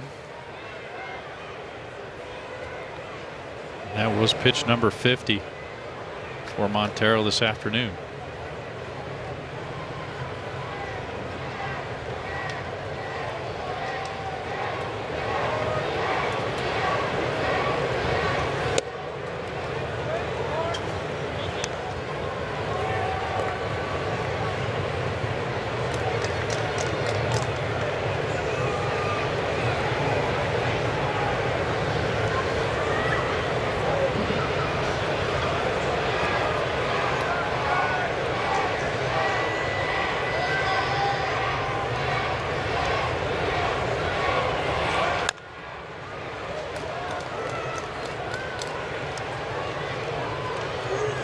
Ward hanging tough.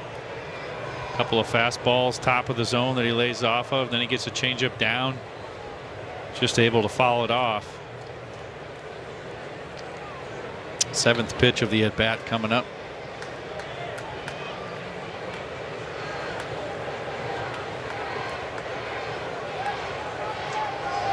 Here it is.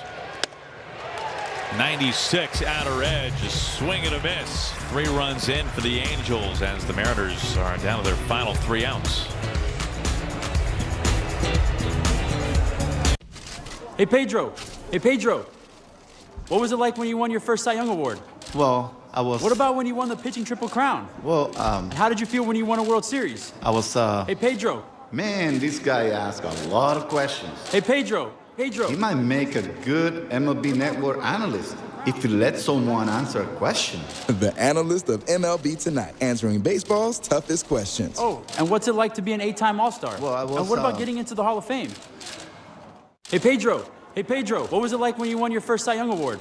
Well, I was. What about when you won the pitching Triple Crown? Well, how did you feel when you won a World Series? I was. What's it like to be an 8-time All-Star? The analyst of MLB Tonight, answering baseball's toughest questions.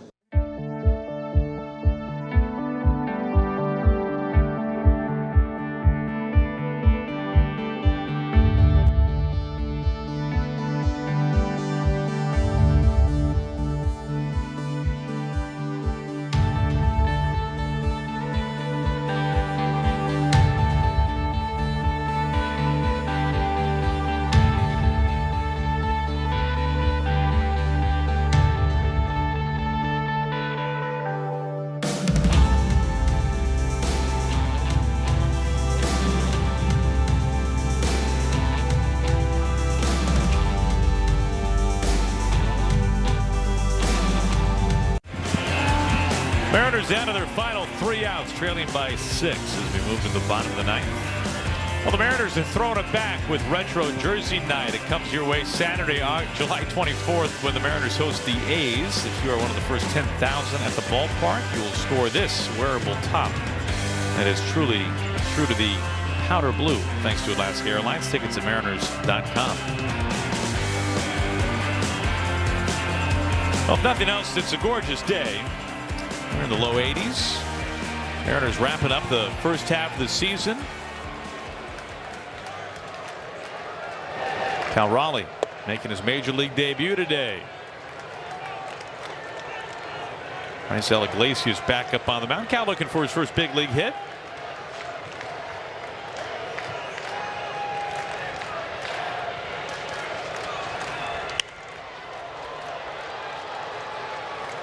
Now is as good a time as any, don't you think, Aaron?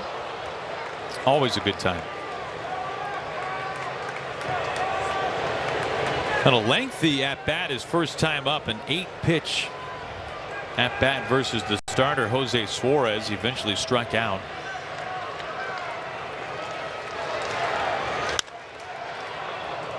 Just foul by first base.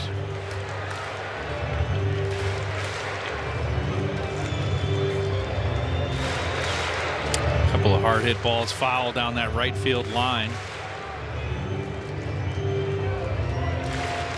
He's caught 7 Mariner pitchers today, so it's been a full day behind the plate.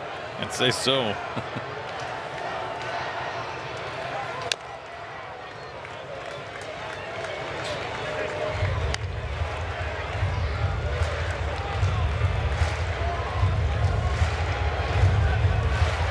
The other Florida State catcher in the big leagues these days has carved out an awfully nice career for himself. That would be Buster Posey, former MVP. Yeah, he's pretty good. And Posey opted out of last season and has come back this year. He's kind of been 2 days on, 1 day off type of a situation for the Giants. And Gabe Kapler, Giant skipper, has seemed to manage that situation awfully well, as Posey's putting together just a tremendous season. An all-star once again.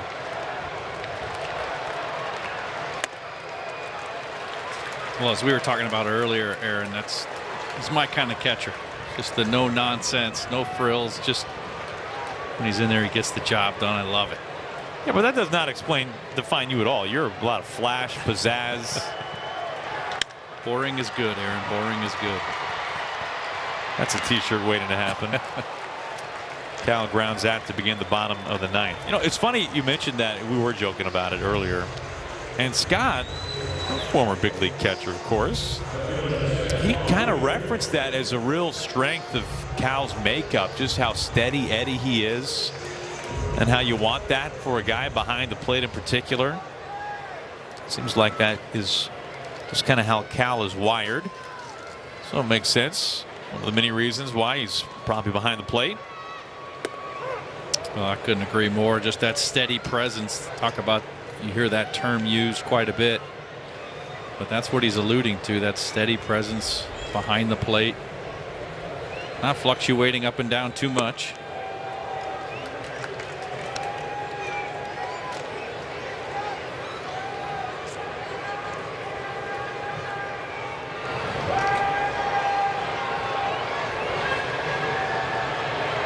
Oh, 2 to Shed.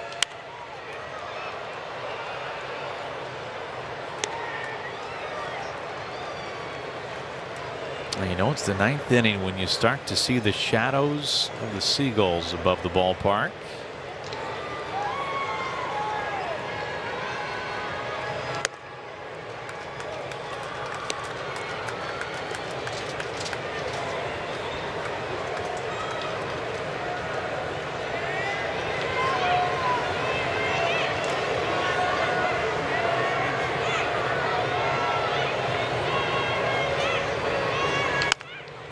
Soft ground ball. Mayfield off the bag at third. 2 gone. You know, nowhere more so than the Coliseum. You know, in Oakland, man, it's a feeding frenzy. It's true. I mean, they're up there even top 8 sometimes. Just getting ready, just getting some reconnaissance in.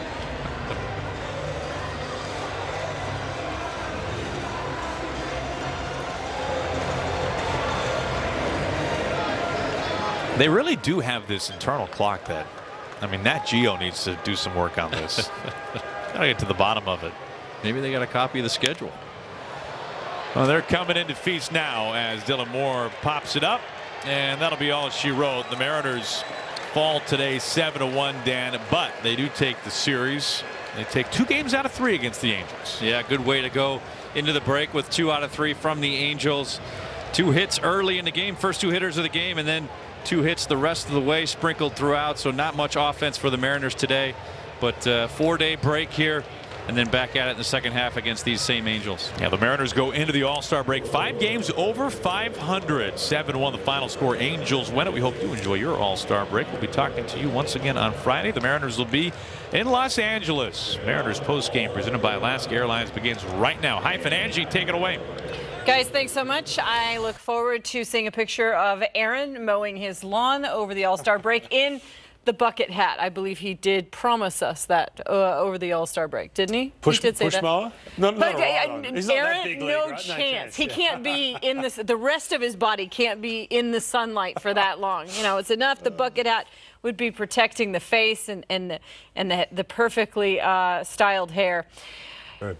Of course, game number 81, we know it was in the books a long time ago, but this is kind of a much more obvious midway point. And even with the loss today, Aaron mentioned it, the Mariners go into the All-Star break 5 games over 500 within striking distance of a playoff spot, Ryan. Yeah, they're in a great spot going into the break, absolutely. And you look at this team and how, you know, they've been put together and what we saw in April, some of the struggles offensively and even with the run differential. To be where they're at right now going into that break, man, they're in a great spot right now. And, of course, the Mariners won't rejoice with the loss today, but you will have to forgive Cal Raleigh if he is in a celebratory mood.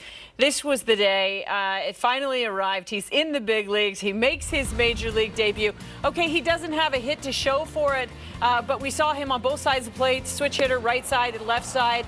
First at pitch, 8 pitches he saw in that at-bat. I mean, he looked good. Yeah, there's a couple good at-bats. He didn't look overmatched or overwhelmed. You see that from young players sometimes. There's just that overwhelming factor, especially when you're facing Suarez. He had that nasty changeup. But let's not forget, too, this is a 4.5-hour game where he was behind the plate with 7 different pitches. That is a workload. Get to know some of these guys. And remember, this is the big league. Stuff is nasty to catch. So, again, still, look, 0 for 4. That's all right, Cal Raleigh. Welcome to the major leagues. We know he's going to get that hit soon. Yeah, 7 different pitchers. Way to earn your money on your major league debut. Who did you catch?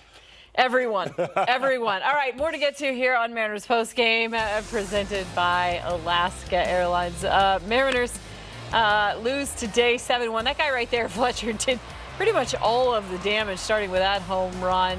We'll go over it. We'll hear from the skipper, get his thoughts on the first half. It's all coming up.